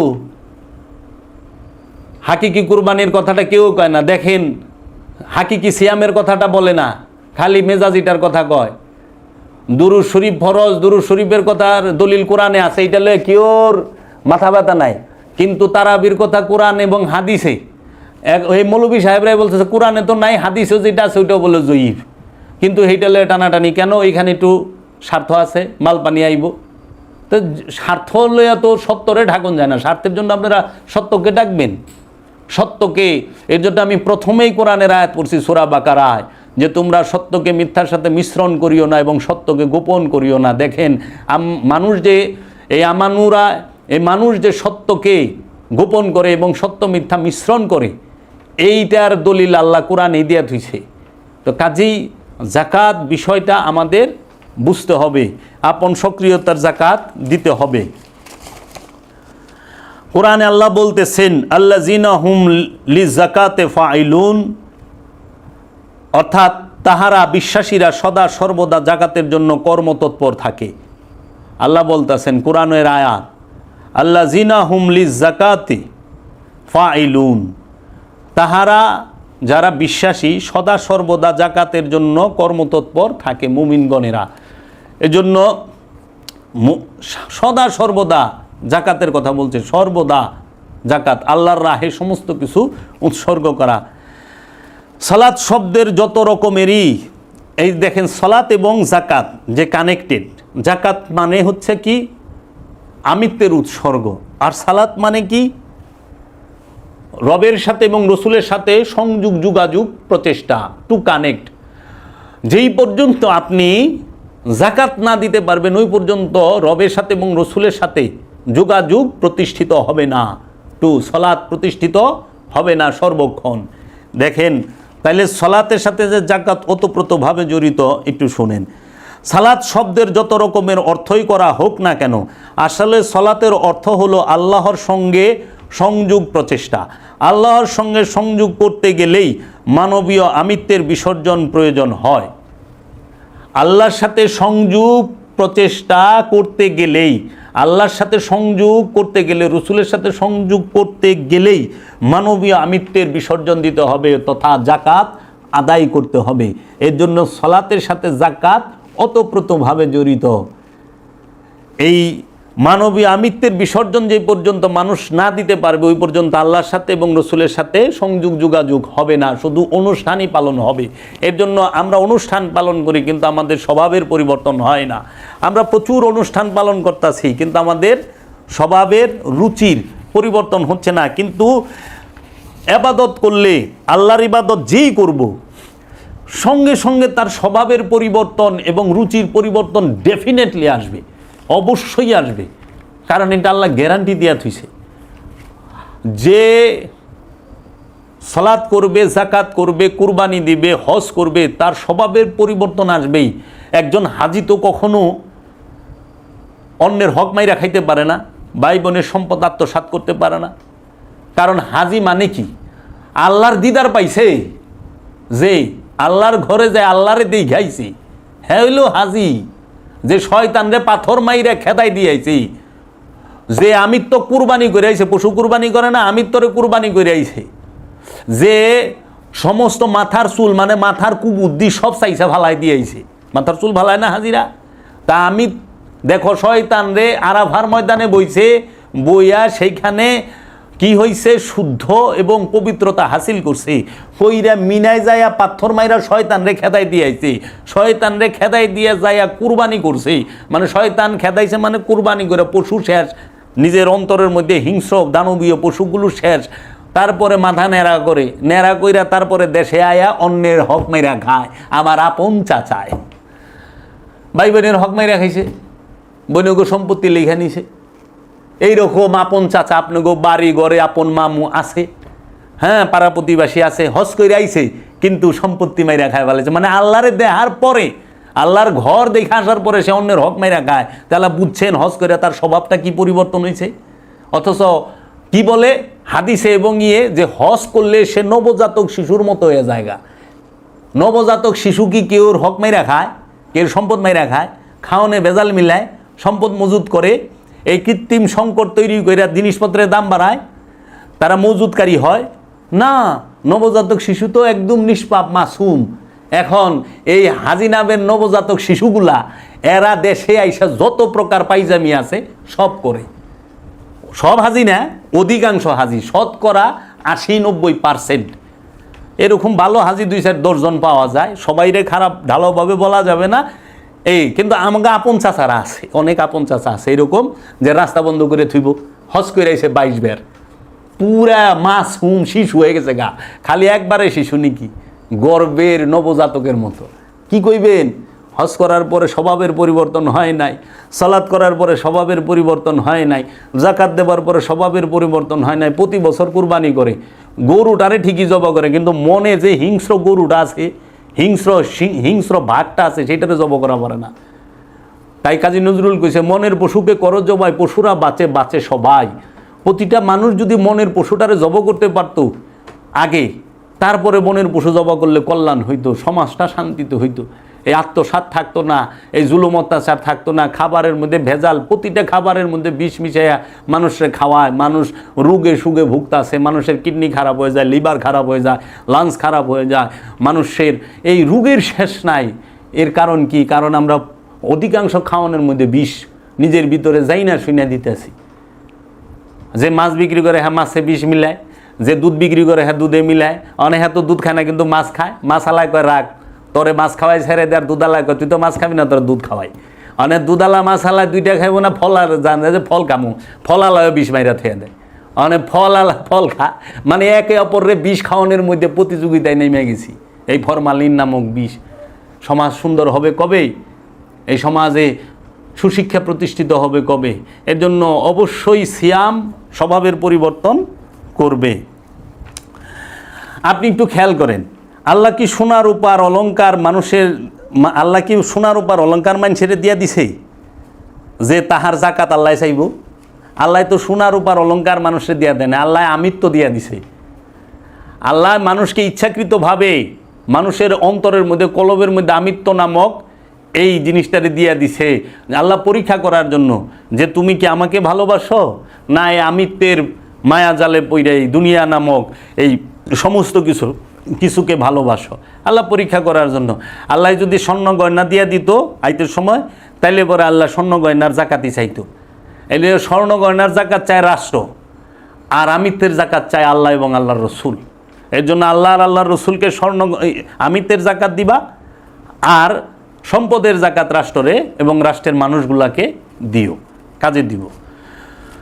যদি আল্লাহ সম্পদের জাকাত চায়, তাহলে আল্লাহ যে কর্জে হাসানা চেয়েছে, তাহা কি সোনা রূপা, জাগা জমি, টাকা পয়সা ইত্যাদি? আল্লাহ যে কর্জে হাসানা চাইল, 3টা স্পষ্ট আয়াত আছে, আমি উল্লেখ করে দিব। দেখো আল্লাহ কি কইতেছে কর্জে হাসানা সম্পর্কে। আল্লাহ বলতেছে সূরা হাদিদের 11 নম্বর আয়াতে, এমন কে আছে যে আল্লাহকে উত্তম কর্জ দিবে, তাহলে তিনি তার জন্য তা বহুগুণ বৃদ্ধি করে দিবেন এবং তার জন্য রয়েছে সম্মানজনক প্রতিদান। আল্লাহকে কে কর্জে হাসানা দিবে? এই কর্জে হাসানা কি? এই কর্জে হাসানা কি স্বর্ণ গয়না? এই কর্জে হাসানা কি স্বর্ণ রূপা হীরা, এই সম্পদ, টেকা, মালপানি, এই খাবার দাবার? তে কর্জ হাসানা কি? আল্লাহ যে কর্জ চাইলো, আল্লাহকে কর্জ কে দিল? কয়জনে দিয়া পারলো? এই কর্জটি কি আজকে সমাজে এটা প্রতিষ্ঠিত না, এটা ফরজ। আল্লাহ কইছে যে আমাকে কর্জে হাসানা দাও। আরেক আয়াত আল্লাহ বলতাছে, কে সেই ব্যক্তি যে আল্লাহকে কর্জ দেয় সুন্দর কর্জ, সুতরাং তাহা বহুগুণ করা হইবে তাহার জন্য দ্বিগুণের উপর দ্বিগুণ অনেক। আল্লাহরে যদি তুমি উত্তম কর্জে হাসানা দাও, আল্লাহ এর বহুগুণ বাড়ায়া দিব। সেই উত্তম কর্জ কি? টাকা পয়সা? আল্লাহ তোমার কাছে টাকা কর্জ চাইছে, সোনা রূপার কর্জ চাইছে, শতকরা 2.5% কর্জ চাইছে। তো সেই কর্জটা কি? আল্লাহ টাকা দিয়ে কি করবো কও? আল্লাহ রাব্বুল আলামিন আরেক আয়াতে বলতাছে, ওয়া আকিমুস সালাতা ওয়া আতুজ যাকাতা ওয়া আকরিদুল্লাহ কারদান হাসানা, এবং কায়েম করো সালাত এবং যাকাত দাও এবং কর্জ দাও আল্লাহকে সুন্দর কর্জ। এই সুন্দর কর্জ দিবার কইছে, সেই সুন্দর কর্জটা কি? বিবেকের কাছে প্রশ্ন রাখলাম, আলেম উলামাদের কাছে প্রশ্ন রাখলাম, এই পীর মাশায়েখদের কাছে প্রশ্ন রাখলাম। আপনারা যারা সুন্নি আলেম উলামা আছেন, আপনারা দয়া করে বলবেন এই কর্জে হাসানাটা কি? যদি আপনারা না পারেন, আমি বইলা দিমু বাবা জাহাঙ্গীরের দয়া। এই কর্জে হাসানা অবশ্যই দিতে হবে। তারপরে আল্লাহ রাব্বুল আলামিন, আমরা দেখতে পাই সোনা রূপার জাকাত এখন থেকে, কিন্তু নূহ নবী, ইব্রাহিম নবীর জমানায় কি সোনা রূপার এবং ফ্ল্যাট ছিল? নূহ নবী এবং ইব্রাহিম নবীর আমলে সোনা রূপা, এই ফ্ল্যাট, সহায় সম্পত্তি, আমি দেখি জাকাত সম্পর্কে গুগলে ঢুকলাম, যত লেখা দেখলাম আলেম উলামাদের, এই খালি স্বর্ণ রূপা, এই ফ্ল্যাট, হীরা ডায়মন্ড, এই টাকা পয়সা, আপনার এই টাকার জাকাত দিতে হবে। কিন্তু কেউ একবারের তরেও বলে নাই আপনার নফসের জাকাত দিতে হবে। টাকা কি জান্নাতে যাইব? স্বর্ণ গয়না জান্নাতে যাইব? স্বর্ণ লয়ে জান্নাতে যাই পারবেন? তো স্বর্ণরে পবিত্র করে আপনার কি লাভ? নফসরে পবিত্র করেন, নফস পবিত্র করলে আপনি জান্নাতে যাই পারবেন। তো নফসের জাকাত দেন। নফসের জাকাত কেউ দিবার চায় না। আর্থিক ইবাদত কি জাকাত নাকি সাদকা? জাকাত, সাদকা হইলে আর্থিক ইবাদত, অর্থ দিয়া যে ইবাদতটা, যে হুকুমটা আল্লাহর পালন করে। আর জাকাত হলো মানবী আবৃত্তের উৎসর্গ। সলাৎ কি দৈহিক এবাদত না নফসি ইবাদত? সলাৎ হচ্ছে নফসের এবাদত। সলাৎ করবে নফস, সলাৎ করবে মন, সলাৎ করবে কলব, সলাৎ করবে আমার হৃদয়, দেহ আনুষ্ঠানিকতা পালন করবে দেহের মাধ্যমে। দেহের জন্য সালাত না, কারণ দেহ তৌহিদে বাস করে। মনের জন্য সালাত, কলবের জন্য সালাত, অন্তরের জন্য সালাত, কারণ অন্তর তৌহিদে বাস করে না, অন্তরে শয়তান থাকে। এই সলাতের মাধ্যমে শয়তানরূপী খান্নাসকে দূর করতে হবে, নফসকে পবিত্র করতে হবে। আর নফসকে পবিত্র করার মূল উপাদানই, মূল মাধ্যমই হলো সলাত, সেটা দায়েমি সলাত। এর জন্য পানি দিয়া পরিষ্কার হওয়া যায়, আর দায়েমি সলাতের দ্বারা শয়তানরূপী খান্নাস মুক্ত হওয়া যায়, পবিত্র হওয়া যায়। এর জন্য শরীরে ময়লা লাগলে অপরিষ্কার হয়, আর অন্তরে খান্নাসরূপী শয়তান থাকলে মানুষ অপবিত্র হয়। একমাত্র অপবিত্রই হইল কামনা বাসনা, খান্নাসরূপী শয়তান। এই খান্নাসরূপী শয়তান যতদিন নফসের সাথে আছে, মনের মধ্যে আছে, অতদিন প্রতিটা মানুষই নাপাক। আর যখনই দায়েমি সলাতের দ্বারা, সিয়াম, হজ, কুরবানির দ্বারা, আমলে সালেহার দ্বারা, আপন মুর্শিদের মুরাকাবা মুশাহেদার ধারা, এই তাসাব্বুরে শায়েকের ধারা, যখন মানুষ খান্নাসরূপী শয়তান মুক্ত হইতে পারে, তখন সে হয় পবিত্র। আর এই পবিত্র নফসটিকেই আল্লাহ ডাক দিছে জান্নাতি হওয়ার এবং আল্লাহর বান্দায় প্রবেশ করার। এবং আল্লাহ বলছে ওই ব্যক্তি সফল যে তার নিজেকে পবিত্র করতে পেরেছে। এবং রসুলের আগমন হয়েছে জগতে নফসকে পবিত্র করার জন্য, আয়াত তিলাওয়াত করার জন্য, কিতাব শিক্ষা দেওয়ার জন্য, হিকমত দান করার জন্য। এই জন্য যেই পর্যন্ত মানুষ সে তার নফসকে পবিত্র করতে না পারবে, সে রসুলের কাছ থেকে আয়াত সম্পর্কেও কিছু বুঝতে পারবো না। আয়াত কইলে ফেল চায়া থাকবো, কিচ্ছু বুঝবো না আয়াত কারে কয়। সে কিতাবের জ্ঞান নেবার মতো উপযুক্ত তা অর্জন করে না, হিকমত গ্রহণ করার মতো উপযুক্ত উপযুক্ত সে হয় না। এর জন্য তোমার সর্বপ্রথম নফসকে পবিত্র করলে তুমি আয়াত কি বুঝতে পারবা, কোরআন কি বুঝতে পারবা, এবং কোরআন স্পর্শ করতে পারবা। কারণ কোরআনে আল্লাহ কইছে যে, আল্লাহ রাব্বুল আলামিন বলতেছেন, লা ইয়ামাসসাহু ইল্লাল মুতাহহারুন, কেউই স্পর্শ করতে পারে না পবিত্র ব্যতীত। এই পবিত্র ওই পরিষ্কার না, যে অজু মানে পানি দিয়া হাত মুখ ধুইলা, সাবান দিয়া হাত মুখ ধুইয়া, গোসল করে মাছাক টাছাক ওইরা ঠাস করে কোরআন ধরলা, এইটা তুমি এই কোরআন ধরতে পারবা, বাইন্ডিং করা আরবি কোরআন ধরতে পারবা, কিন্তু নুরি কোরআন স্পর্শ করতে পারবা না। নুরি কোরআন স্পর্শ করতে গেলে নফস থেকে খান্নাসরূপী শয়তানকে তাড়াই দিতে হবে। খান্নাসরূপী শয়তানকে যে পর্যন্ত তুমি তাড়াইতে না পারবো, ওই পর্যন্ত তুমি নুরি কোরআন স্পর্শ করতে পারবা না। এর জন্য নফসকে পবিত্র না করতে পারলে তুমি কখনোই কোরআন কি বুঝবে না, কিতাব কি বুঝবে না, আয়াত কি বুঝবে না। এবং তুমি এই আল্লাহর হাবিব যে তোমাকে আয়াত তিলাওয়াত করে শোনাবে, সেটাও তুমি বুঝতে পারবা না। তুমি মনে করবা আয়াত মানে লাইন, কিন্তু আয়াত যে কত বড় নিদর্শন এটা বুঝবা না। মিন শায়রিল্লাহ, আল্লাহর নিশানি বুঝবা না। তুমি এই নফসকে পবিত্র না করতে পারলে আল্লাহর হাবিব যে তোমাকে হেকমত দেবে, রহমত দেবে, তোমাকে নিয়ামত দেবে, তোমাকে কিতাব শিক্ষা দেবে, কিচ্ছু বুঝতে পারবা না। এর জন্য ইবাদত কার জন্য? পবিত্র হওয়ার পরে ইবাদত করবা। আর পবিত্র হওয়ার জন্য এই সালাত, সিয়াম, হজ, যাকাত, কুরবানি, আমলে সালেহা আল্লাহর রাসূল তোমাদের জন্য দান করেছেন। এর জন্য তোমরা স্বার্থকে উপরে ওঠানোর জন্য সত্যকে ঢাইকো না, স্বার্থের জন্য সত্যকে অস্বীকার করো না, স্বার্থের জন্য সত্যকে ঢাইকে রাখো না। কারণ স্বার্থ হলে জীবনে আল্লাহর সামনে দাঁড়ায় পারবা না। স্বার্থ হলে রসুলের প্রেম হইব না, স্বার্থ দিয়া রসুলের প্রেম হয় না, স্বার্থ দিয়া কোনোদিন আল্লাহর সামনে দাঁড়ান যায় না।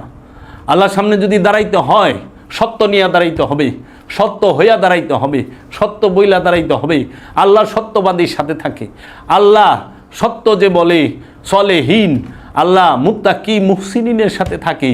এই সত্যকে অস্বীকার করো না। তোমরা আনুষ্ঠানিক জাকাতকে বলো, কিন্তু হাকিকি জাকাত আছেই।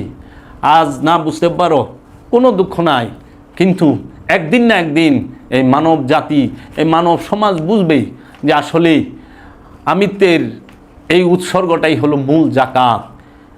আজকে স্বার্থের জন্য তাহারা সত্যকে প্রচার করে না। দুরুদ, কিয়াম, মিলাদ, কিয়াম ফরজ, রসুলের তাজিম করা ফরজ। কোরআনে অসংখ্যবার বলছে। এই রসুলের তাজিম, দরুদ, মিলাদ, কিয়ামকে বেদাত বানায় দেয়। আর এই সলাতুল তারাবির কথা কোরআন স্পষ্ট, কুনাহানে নাই, সেইটা পারাপারি করে। তারাবি শব্দের অর্থ বিশ্রাম। এটা কি বিশ্রাম করা কয়? আপনারা বিশ্রাম করছেন? তাইলে কেন এইখানে আসলে পরে স্বার্থ আছে, কিছু টাকা পয়সা আইব। আবার এই জাকাতরে ঘুরায় ফেরে জাকাত অর্থের এটা দিবা গরিব দুঃখীরে, ঢুকায় দিস নিয়া মসজিদ মাদ্রাসায়, প্রতিষ্ঠানে জাকাত দেবার কথা কোরআনে কই পাইছ?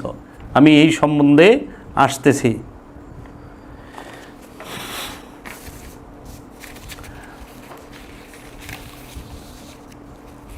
এবং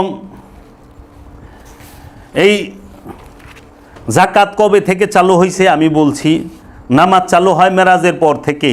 তাহলে জাকাতের প্রচলন শুরু হয় কবে থেকে? জাকাতের প্রচলন বাবা আদমের জমানা থেকে, নূহ নবীর জমানা থেকে, ইব্রাহিম নবীর জমানা থেকে, এবং দাইমি সলাতু এই পূর্ববর্তী নবীগণদের আমল থেকে সলাত এবং জাকাত। আনুষ্ঠানিক 5 ওয়াক্ত নামাজ মেরাজ শরীফের পরে থেকে আইছে, তাও এটা তাফসীর কারকের লেখা। তফসিরের নাম হলো তফসির ইবনে কাশাফ, আল্লামা জামাক সুরি মুতাজিলা ফেরকার অনুসারী, তিনি তার তফসিরের মধ্যে লিখছেন 50 ওয়াক্ত থেকে 5 ওয়াক্ত আনছে। এইটা উনি উনার মন মতো লিখছেন, এইটাই মুসলমান জাতি লুইভা নিছে, কিন্তু দায়মি সালাতকে স্পর্শই করে না। এখানে দায়মি সালাতের কথা কইলে আমার কমেন্টে কয় দায়মি সালাত আবার কি, জীবনে তো শুনি নেই, এটা কেমনে করে, এটা কি? তার মানে মানুষ জীবনে শুনেই নাই। নাহলে আলেম প্রশ্ন করে, আবার অনেক মৌলবী সাপ্তাহ আছে গালিও দেয় দুই একটা বিসমিল্লাহ কইয়া। একটা দেখো যায় আমার কমেন্টে, আমি কইছি দায়মি সালাতের কথা, আল কোরআনের কথা। আল কোরআনের আয়াত পড়লে কি গালি আসে? তুমি গালি দিছো কেন? তুমি তার এগেনস্টে একটা গঠনমূলক সমালোচনা করো, তুমি গঠনমূলক একটা কমেন্ট করো, একটা লিখা দাও, তোমার সত্য তুমি উত্থাপন করো, আর আমারটা আমি করি দেখো। যারটা সত্য, তোমার তো গ্রুপিং না, সত্যকে মাইনা নেওয়া, তুমিও সত্য চাও আমিও সত্য চাই, এনে কি দলাদলি আছে নাকি? না। তাহলে দায়মি সালাতের কথা শুনলে বুদ্ধ দেহার মতো, অথচ আল কোরআন, আল কোরআনের আয়াত। দায়মি সালাতকে যারা অস্বীকার করে তারা আল কোরআনকে অস্বীকার করে। কোরআনে পাই পূর্ববর্তী নবীদের সময় জাকাত প্রথা ছিল, এবং যে জাকাতটি, সেই জাকাতটি আসলে কি? হযরত আবু বকর সিদ্দিক রাদিয়াল্লাহু আনহু থেকে যেই জাকাত চালু হয় তাহা মালের জাকাত। এটা ওই সময় থেকে হাকিকি জাকাত না। এই জাকাতের বিষয় নিয়েই হযরত আবু বকর সিদ্দিক তার প্রধানমন্ত্রী হযরত উমরকে পাঠায় মাওলা আলীকে গ্রেফতার করার জন্য।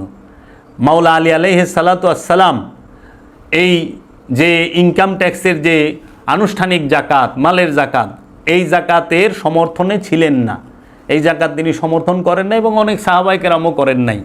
তার জন্য অনেক ঝগড়াঝাটি, মারামারি, কাটাকাটি হয়েছে, ইতিহাস থেকে আমরা শুনি, আমরা শুনতে পাই, জানতে পাই।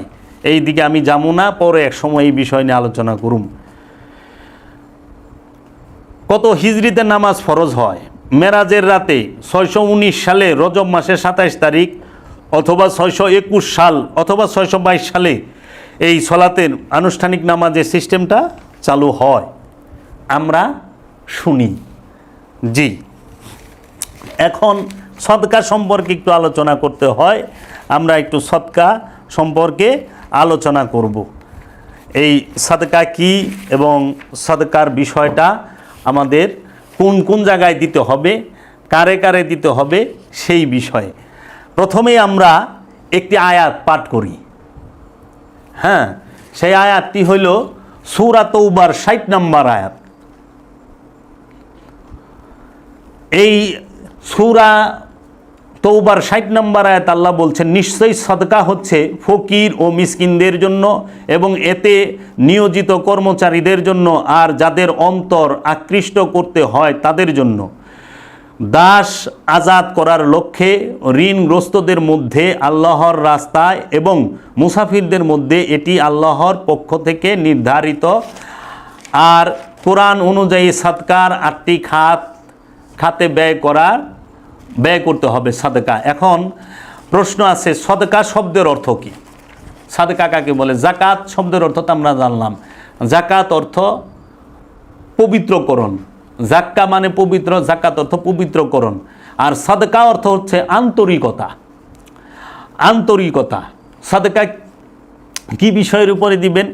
সদকা বিনিময়ের কোনো কিছু না চেয়ে সৎকার বিনিময়ে কোনো কিছু না চেয়ে একমাত্র আল্লাহকে সন্তুষ্ট করার অভিপ্রায় কাউকে কিছু দেওয়া বোঝানো হয়েছে।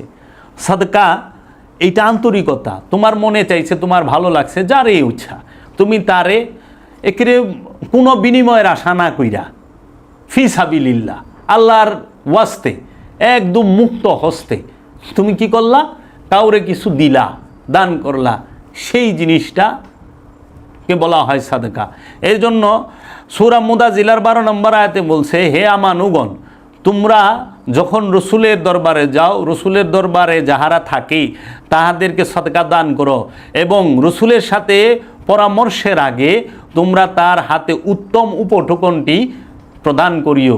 এই যে নজরানা দেয় না পীর আউলিয়ারে, দেখেন না গুরুরে পীরেরে নজরানা দেয়, আলিমুল আমাগো হাতে নজরানা দেয়, এইটার দলিলটা সূরা মুদাজিলার 12 নম্বর আয়াতে আমরা পাই যে আউলিয়ায়ে কেরামের সাথে, ওলি আল্লাহদের সাথে কিংবা হাক্কানি আলেমের সাথে কথা বলতে গেলে তার হাতে একটু উত্তম উপঢৌকন দিলে এটা বরকতময়। আল্লাহই বলছে দিও, যদি থাকে দিও, যদি না থাকে আল্লাহ মাফ করবে, আল্লাহ গফুরুর রহিম, আল্লাহ মাফ করবে। এই সাদকার শব্দের অর্থ কি?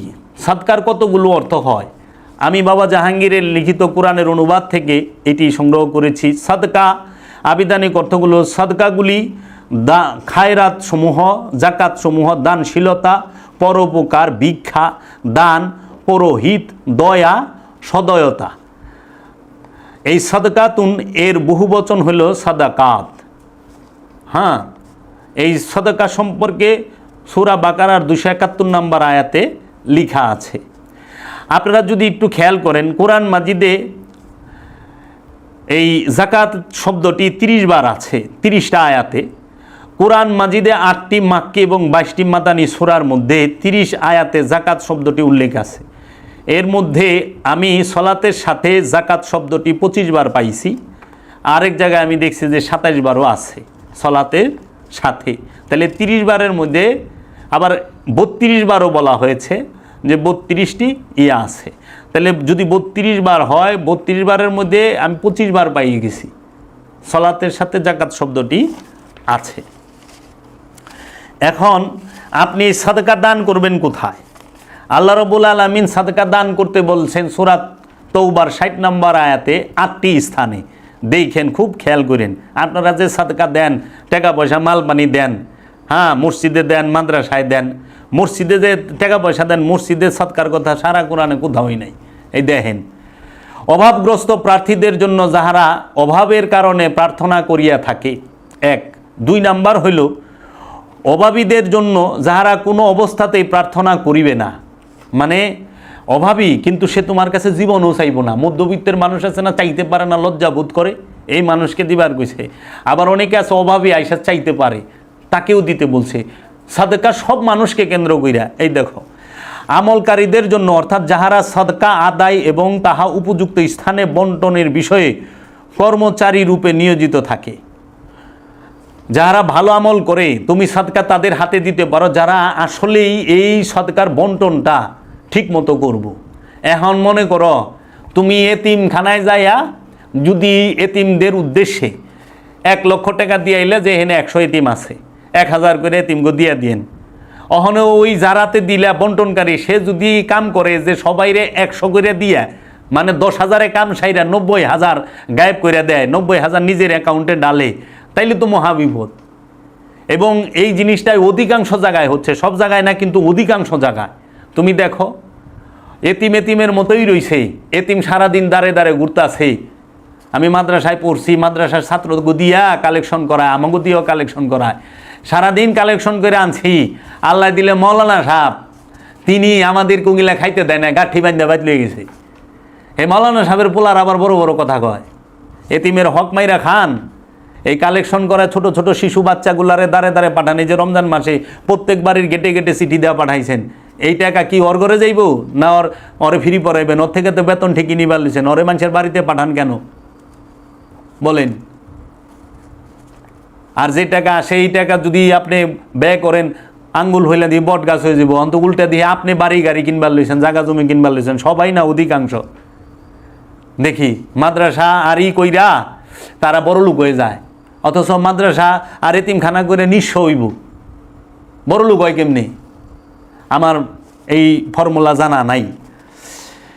চতুর্থ, অনুরাগী অন্তর বিশিষ্ট দিগের জন্য, অর্থাৎ যাহারা আল্লাহ ও রসুলের প্রতি প্রেমের আতিশয্যে অস্বাভাবিক মানসিক অবসাদপ্রাপ্ত হইয়া উপার্জনের কর্তব্য পালনে বিকল হইয়া পড়ে, তাহাদের জন্য, মানে যাহারা আল্লাহর রাস্তায় সাধনায় চলে গেছে, আপন রসুলের মহব্বতে, আল্লাহর মহব্বতে তারা ঘর বাড়ি সংসার ছাইড়া দিছে, যারা মিসকিন হয়ে গেছে তাদের কি, এই দেখো না আল্লাহর ওলির দরবারে কিংবা যারা নাকি একদম মুরাকাবা মুশাহেদার দায়মি সালাতে চলে গেছে তাদেরকে সাদকা দিতে বলছে, যে তারা আল্লাহ এবং আল্লাহ রসুলের মহব্বতে সমস্ত কিছু থেকে মুখ ঘুরায় নিছে, তারা আর জাগতিক কর্মই করতে পারে না, এদেরকে সাহায্য দিতে বলছে, সাদকা দিতে বলছে।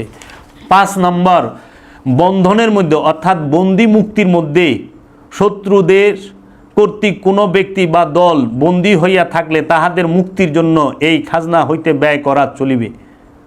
এই যে যেরকম বিভিন্ন দেশে যুদ্ধ লাগে না, যেরকম ফিলিস্তিনে লাগছে, ইয়েমেনে লাগছে, তারপরে এই যে আমাদের আফগানিস্তানে যাগো একদম নিরীহ মানুষগুলার বন্দি করে নিছে, এখন এগো ছোটাইতে মুক্তিপণ লাগবো।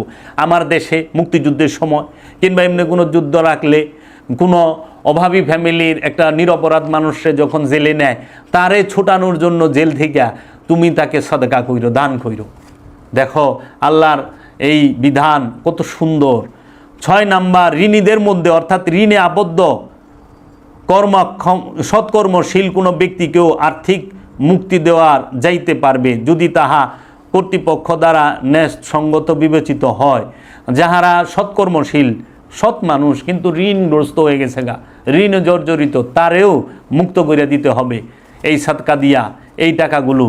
এবং 7 নাম্বার, আল্লাহর পথে অর্থাৎ ধর্মীয় শিক্ষা ও উহার প্রচারে কার্যে যারা কি করে, আল্লাহর কি এই কোরআন হাদিসের এলেম, এই মুরাকাবা মুশাহেদার আধ্যাত্মবাদের যে সিনার এলেম অর্জন অথবা এই পড়াশোনা করতে চায়, স্কুল হোক, কলেজ হোক, ইউনিভার্সিটি হোক, মাদ্রাসায় হোক, তাদেরকে সহযোগিতা করা, তাদেরকে সহযোগিতা করো, এই কথাটা কোরআন বলছে। যারা সিনার এলেম অর্জনের জন্য রাস্তায় বের হয়, দায়মি সালাতে বের হয়, তাদেরকেও, যারা জাগতিক বিদ্যায় অর্জন করতে চায় তাদেরকেও এই জাকাত সাদকা দেওয়ার হুকুম আল্লাহ দিছে। 8 নম্বর, পথিকের মধ্যে অর্থাৎ বিদেশে বিপদগ্রস্ত পথিকের মধ্যে ব্যয় হইবে স্থানীয় জাকাত ভান্ডার হইতে। অবশ্য পথিকের মধ্যে কথা দ্বারা আল্লাহর পথের পথিকও ধরা যাইতে পারে। যেরকম মুসাফির যারা, এখন বিদেশে গেছে, আটটা গেছে, প্রবাসে আসতে পারতেছে না, টাকার অভাবে অবৈধভাবে আছে, খুব কষ্টে আছে, এই মানুষটাকে তুমি দেশে পাঠায় দিলা, কিংবা কেউ কোনোখানে সফরে গেছে, টাকা নাই, তাকে খাবার দাবার দিলা, আসা যাওয়ার ব্যবস্থা করলা, এই 8টা খাত আল্লাহ করে দিছে। দেখো তো একটা জায়গায়ও মসজিদের কথাটা কইছে নি, এই পাকা ঘরের কথা কইছে। প্রতিটা জায়গায় যারা বেমার তাগো দাও, যারা অসুস্থ, যারা অনেকে হাড়ের সমস্যা, কিডনির সমস্যা, অনেকে বিভিন্ন রোগে জর্জরিত, এই অসুস্থ মানুষগুলো এসে হাত পাতলে, তোমার কাছে সম্পদ থাকলে তারা সহযোগিতা করো, এইখানে দেয় না। ওই যে কইছে ভাই আমাদের এখানে ওই যে কোরআনের পাখিরা আছে, এদেরকে দেন। সুস্থ তন্দুরুস্ত মানুষকে তোমরা সৎকা দিবা কেন?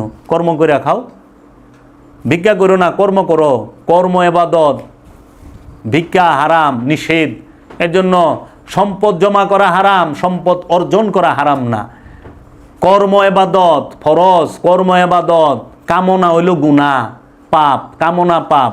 এর জন্য আমার কথা অনেকে বুঝতে পারে না, আমি সম্পদ জমা করতে না করছি, কোরআন সম্পদ জমা করতে না করছে, সম্পদ অর্জন করতে কামাইতে না করে নাই।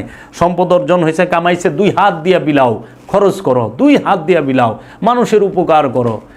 এর জন্য কর্ম কলুষিত হয় কামনা যখন কর্মের উপরে আসে।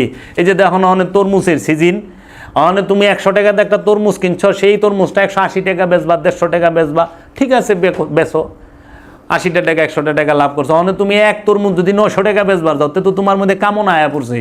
এটা ব্যবসা না, এটা জুলুম। এর লেগে কর্ম করো, কামনা করো না। কামনা করা হারাম, কর্ম করা ইবাদত। সম্পদ জমা হারাম, সম্পদ উপার্জন এবং বিলি করা এটা ইবাদত। সম্পদ উপার্জন করো এবং বিলি করো, খরচ করো, সম্পদ ধরে রাখো না। এর জন্য সম্পদের গোলাম হয়েও না, সম্পদ অর্জন করো, সম্পদের দাস হইও না, সম্পদ অর্জন করো, মুক্ত হস্তে দান করো।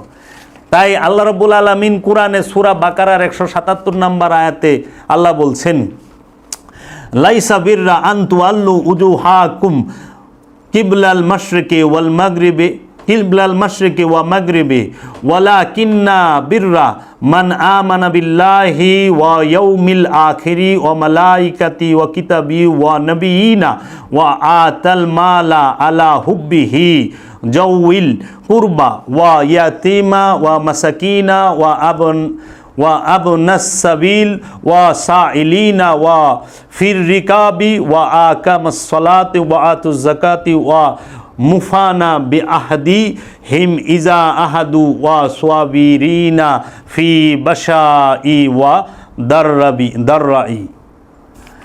এর অর্থ হচ্ছে সূরা বাকারার 177 নম্বর আয়াতে বলতেছেন, লাইসাল বিররা, পূর্ণ নাই তোমাদের চেহারাগুলি তোমরা যেই দিকেই ফিরা, পূর্ব এবং পশ্চিমে। পূর্ব পশ্চিমে চেহারা মুখ ঘোরানে, পূর্ব দিকে পশ্চিম দিকে মুখ ঘোরানে কোনো প্রকার পণ্য নাই। পণ্য আছে কিসে? আল্লাহ রাব্বুল আলামিন কোরআন স্পষ্ট বলছে, আল্লাহর প্রতি যে ঈমান আনিল তাতে পণ্য আছে, সওয়াব আছে। আখেরাতের দিকে যে ঈমান আনছে সওয়াব আছে। ফেরেশতাদের উপরে যে ঈমান আনছে সওয়াব আছে। আল কিতাবের সঙ্গে যে ঈমান, কিতাবের উপরে যে ঈমান আনছে সওয়াব আছে। নবীদের সঙ্গে যারা থাকেন এবং নবীদের উপর ঈমান আনেন, রসুলদের উপর ঈমান আনেন, সেখানে সওয়াব আছে। এবং আল্লাহর মহব্বতে মাল দান করো।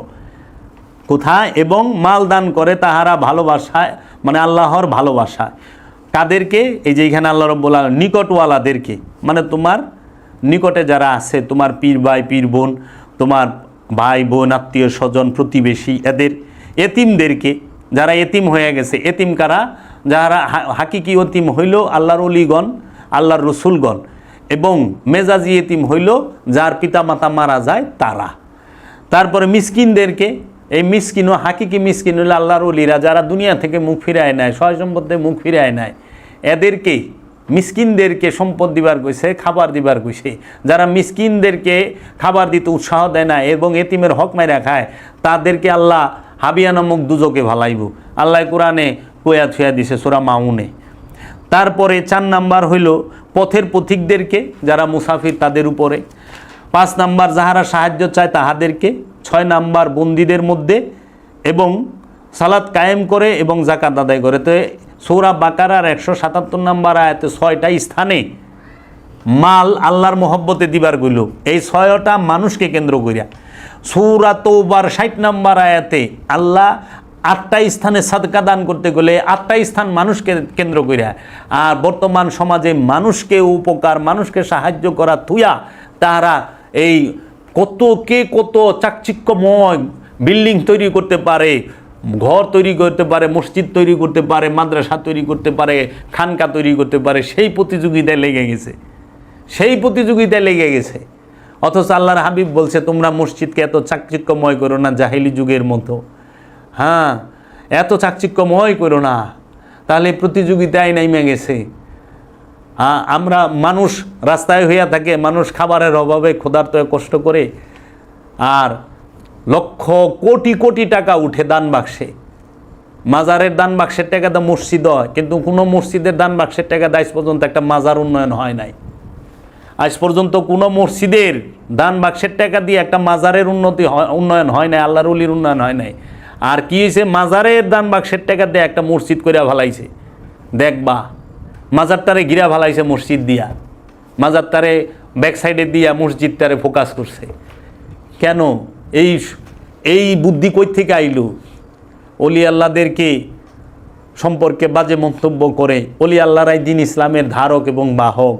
এর জন্য তোমরা যাকাত দিবা আল্লাহ এবং আল্লাহ রসুলের কাছে, আর সদকা দিবা রসুলের কাছে এবং মানুষের কাছে। এবং কোরআনে আল্লাহ রাব্বুল আলামিন বলে দিছে, হে আমার রসুল, আপনি তাদের থেকে সাদকা গ্রহণ করেন এবং তাদের জন্য দোয়া করেন। তাদের জন্য দোয়া করেন, তারা যেন কি হয়? পাপ মুক্ত হয়, তারা যেন পবিত্র হইতে পারে। এর জন্য আল্লাহর রসুল মানুষ মুক্তি পায়, মানুষ খান্নাস মুক্ত হয় দুইভাবে। একটা হলো মুরাকাবা মুশাহেদার মাধ্যমে, দায়মি সলাতের মাধ্যমে, ইবাদত বন্দিগির মাধ্যমে। আরেকটা হলো সম্পদ রসুলকে দান করলে, রসুল যদি তার জন্য দোয়া করে, রসুলের দোয়ার মাধ্যমে মানুষের নফস পবিত্র হয়, মানুষ মুক্তি পায়, মানুষ জান্নাত পায়, মানুষ রসুলের দিনের ভিতরে প্রবেশ করতে পারে। দুইটা মাধ্যম, একটা হলো দোয়া, আরেকটা হইল দায়মি সালাত ইবাদত। এই ইবাদত এবং দোয়া দুই মাধ্যম রাখছে এবং দুইটাই রসুল মালিক। এর জন্য রসুল ছাড়া, ওলি ছাড়া ইসলাম বুঝা এবং ইসলামের মধ্যে প্রবেশ করা এবং ইসলামকে বুঝা, প্রবেশ করা এবং দিন ইসলামকে নিজের মধ্যে ধারণ করা কোনো দিনও সম্ভব না। এর জন্য সাদকা এবং মানুষে আল্লাহর মোহব্বতে মাল দান, এই দুইটাই মানুষকে কেন্দ্র করে। মানুষ থইয়া খোদা বজ, এই কুমন্ত্রণা কে দিয়াছে? তাই মানুষ হচ্ছে সর্বশ্রেষ্ঠ জীব, মানুষ হচ্ছে সমস্ত জীবের মধ্যে সর্বশ্রেষ্ঠ। এই মানব সেবাই পরম ধর্ম। এই মানুষকে সেবা করেন। দেখেন, মানুষের জন্যই মসজিদ, মানুষের জন্যই মন্দির, মানুষের জন্যই গির্জা, মানুষের জন্যই প্যাগোডা, মানুষের জন্যই কাবা। যদি এই মানুষই ভালো না থাকে, মানুষই বাইচা না থাকে, তাহলে এই চাকচিক্য দিয়ে কি করবেন? এর জন্য একটা গ্রামে মানুষের সুস্থতার জন্য একটা ইউনিয়নে ভালো হসপিটাল করে না, কিন্তু প্রতিটা গ্রামে 3-4টা বড় বড় মসজিদ থাকে। একটা গ্রামে একটা ভালো মসজিদ হইলেই যথেষ্ট, একটা গ্রামে একটা ভালো মসজিদ হইলেই যথেষ্ট। কিন্তু একটা গ্রামে অথবা একটা ইউনিয়নে একটা আপনার হসপিটাল জরুরি, একটা হাসপাতাল জরুরি। প্রত্যন্ত গ্রাম অঞ্চলে হসপিটাল নাই, মানুষ রোগে কষ্ট করে রোগে শোকে ভুগে, কেউ যায় না। এর জন্য আমরা যেন বিবেচনা করি, মসজিদের জন্য আমাদের পূর্বপুরুষরা জায়গা দিছে, কিন্তু হসপিটালের লেগে জায়গা দেয় নাই। কিন্তু আমি মসজিদ বিরোধী নই, আমি বলতেছি একটা গ্রামে একটা স্কুল, বিদ্যালয়, একটা মসজিদ, একটা হসপিটাল প্রয়োজন। অন্তত একটা ইউনিয়নে একটা ভালো হসপিটালের প্রয়োজন, একটা গ্রামে একটা মসজিদ থাকবে, একটা গবেষণা কেন্দ্র থাকবে, একটা হাসপাতাল থাকবে, একটা বিদ্যালয় থাকবে। এবং একটা ইউনিয়নের মধ্যে যদি আমরা সভ্য সমাজ, ভালো একটা সমাজ গড়তে চাই, একটা ইউনিয়নের মধ্যে একটা কলেজ থাকবে, একটা স্কুল থাকবে, একটা মাদ্রাসা থাকবে, একটা মসজিদ থাকবে, একটা দায়মি ইবাদত অর্থাৎ মুরাকাবা মুশাহেদার মেডিটেশন সেন্টার থাকবে, একটা গবেষণাগার থাকবে। তখন আমরা উন্নত হমু। উন্নত বিশ্বে যায় দেখেন, মানুষের কাছে থেকে রাষ্ট্রের মাল বেশি, এই রাষ্ট্রের সম্পদ দিয়া মানুষের কল্যাণে কাজ করে যা দেখেন। আর আমরা কি করি? আমরা মানুষের কাছে জীবী হয়ে বয়ে রয়েছি। এর জন্য মানুষ কেমন জানি হসপিটালের লেগে জায়গা দিবার চায় না, মানুষ মসজিদ মাদ্রাসার লেগে দান জায়গা দিতেছে। আমি বুঝি না, মানব সেবা করলে কি, মানুষের চিকিৎসা করলে কি আল্লাহ খুশি হবে না? আল্লাহ রসুল খুশি হবে না? হবে তো। তাহলে একটা হসপিটালের লেগে জায়গা দিতে চান না, একটা ক্লিনিকের লেগে। একজন ভালো ডাক্তার একটা গ্রামে এসে থাকতে পারে না ভিলেজ পলিটিক্সের জন্য। এই রকম মানুষের নিম্ন স্তরের চিন্তা ভাবনা। একজন ভালো ডাক্তারকে একটা ইউনিয়নে রাখতে পারে না। তাহলে আমাদের চিন্তাধারা যেন পাল্টায়, আমরা যেন মানুষের সেবা করি। মানুষে যদি ইট পাথরের দালান কোঠার জন্য মানুষে ভেদাভেদ তৈরি হয়, মানুষে খুনাখুনি করে, এই ধর্মের দোহাই দিয়া পৃথিবী থেকে যেন এই ইট পাথরের তৈরি দালান কোঠাগুলো ধ্বংস হয়ে যায়। এইটা কোনো একজন লিখেছিলেন, বাবা জাহাঙ্গীরের কিতাবের মধ্যে আমি পাইছি, আমার কাছে খুব ভালো লাগছে। তাই জান শরীফ শাহ সুরেশ্বরী বলেছেন, এ কথা লেখা চাই, মসজিদ মন্দিরে প্রেম পাশে সমতুল্য, মুমিনে কাফেরে। মানুষকে ভালোবাসি, সবার উপরে মানুষ সত্য, তাহার উপরে নাই। মানুষকে মহব্বত করি, মহব্বতের চেয়ে বড় ইবাদত কিছুই নাই। তুমি জীবকে ইবাদত করতে পারো নাই, শিব পাইবা কই থেকে? তুমি জীবকে ইবাদত করতে পারো নাই, পরম ভালোবাসতে পারো নাই, পরমকে পাইবা কই থেকে? তুমি তো মানুষকে ভালোবাসতে পারো নাই, রসুলরে পাইবা কই থেকে? রসুলের যে রব, তাকে কই থেকে পাইবা? রব্বুল আলামিনকে পাওয়া যাইব মানুষকে ভালোবাসলে, মানুষকে মহব্বত করলে, মানবের সেবা করলে। এর জন্য মানুষকে কষ্ট দিয়া আল্লাহরে খুশি করে। আল্লাহ কি মানুষরে কষ্ট দিলে খুশি হয়? দেখবেন সমাজের মধ্যে একজন ব্যক্তি আরেকজনরে কষ্ট দিয়ে কথা বইলা একজনের বিরুদ্ধে মিথ্যা অপবাদ দিয়ে আল্লাহরে খুশি করে দিন ইসলাম প্রতিষ্ঠিত করলাম, আমাদের ধর্ম। সে প্রত্যেক ধর্মে গোঁড়ামি আছে, হিন্দু ধর্মেও ধর্মীয় মানুষগুলোর মধ্যেও গোঁড়ামি আছে, ইসলাম ধর্মের মানুষের গোঁড়ামি আছে, সব ধর্মের মধ্যে গোঁড়ার দল থাকবেই। কিন্তু আমরা গোঁড়ামির দিকে না তাকাইয়া প্রেমের দিকে তাকাই। প্রেমের উপরে কিছু নাই। কোরআনের সমস্ত আদেশ নির্দেশ হচ্ছে নফসের হেদায়েতের জন্য। আমরা সব ইবাদত করলাম কিন্তু নফসকে হেদায়েত হইল না। আমরা সকল ইবাদত করলাম, নফসের স্বভাব পরিবর্তন হইল না। এই ইবাদতে কী লাভ হইল একবার কি চিন্তা করি? এমনও মানব জনম আর হবে না। মন তুমি মঞ্চ করো মনের বাসনা। তুমি ভেবেছ কি মনে এই ত্রিভুবনে তুমি যাহা করে গেলে কেউ তো জানে না, বারে বারে আর আশা হবে না। এই মানব জনম বড় দুর্লভ জনম। আমরা যেন আমাদের এই নফসকে পবিত্র করতে পারি এবং আমরা হাকিকি জাকাত আদায় করতে পারি। সাথে মেজাজি জাকাত আদায় করেন। আমি কাহারও বিরুদ্ধে কথা বলি নাই, আমি কোনো মানুষের বিরুদ্ধে কথা বলি নাই, কারণ এখানে আমার চাইরানো স্বার্থ নাই।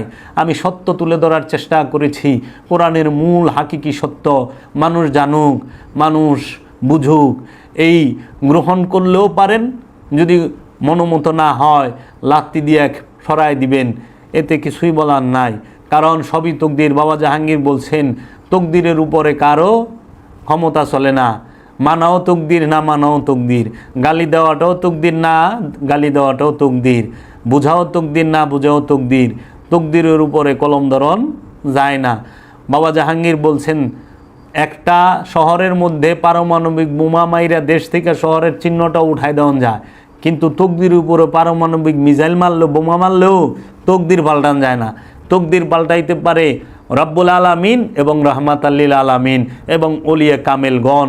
রবের তরফ থেকে এই ক্ষমতা আল্লাহর ওলিদেরকে আল্লাহ দিয়ে থাকেন। তাই গায়ের জোরে গুন্ডা হওয়া যায়, গুরু হওয়া যায় না। বাবা জাহাঙ্গীর বলছে গায়ের জোরে গুন্ডা হইতে পারবেন, গুরু হইতে পারবেন না। গুরু হইতে গেলে সিনার জোর লাগে, মাথার জোর লাগে। সিনার জোর ছাড়া গুরু হওয়া যায় না। মাথার জোরে বিদ্যান হইতে পারবেন, গায়ের জোরে গুন্ডা হইতে পারবেন, কিন্তু সিনার এলেম লাগবে গুরু হইতে। তো কাজেই সিনার আর মাথার এলেম ছাড়া, বিদ্যা ছাড়া গুরু হওয়া সম্ভব না।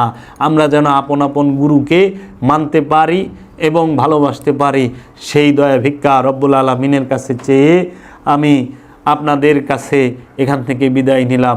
আসসালামু আলাইকুম ওয়া রাহমাতুল্লাহ।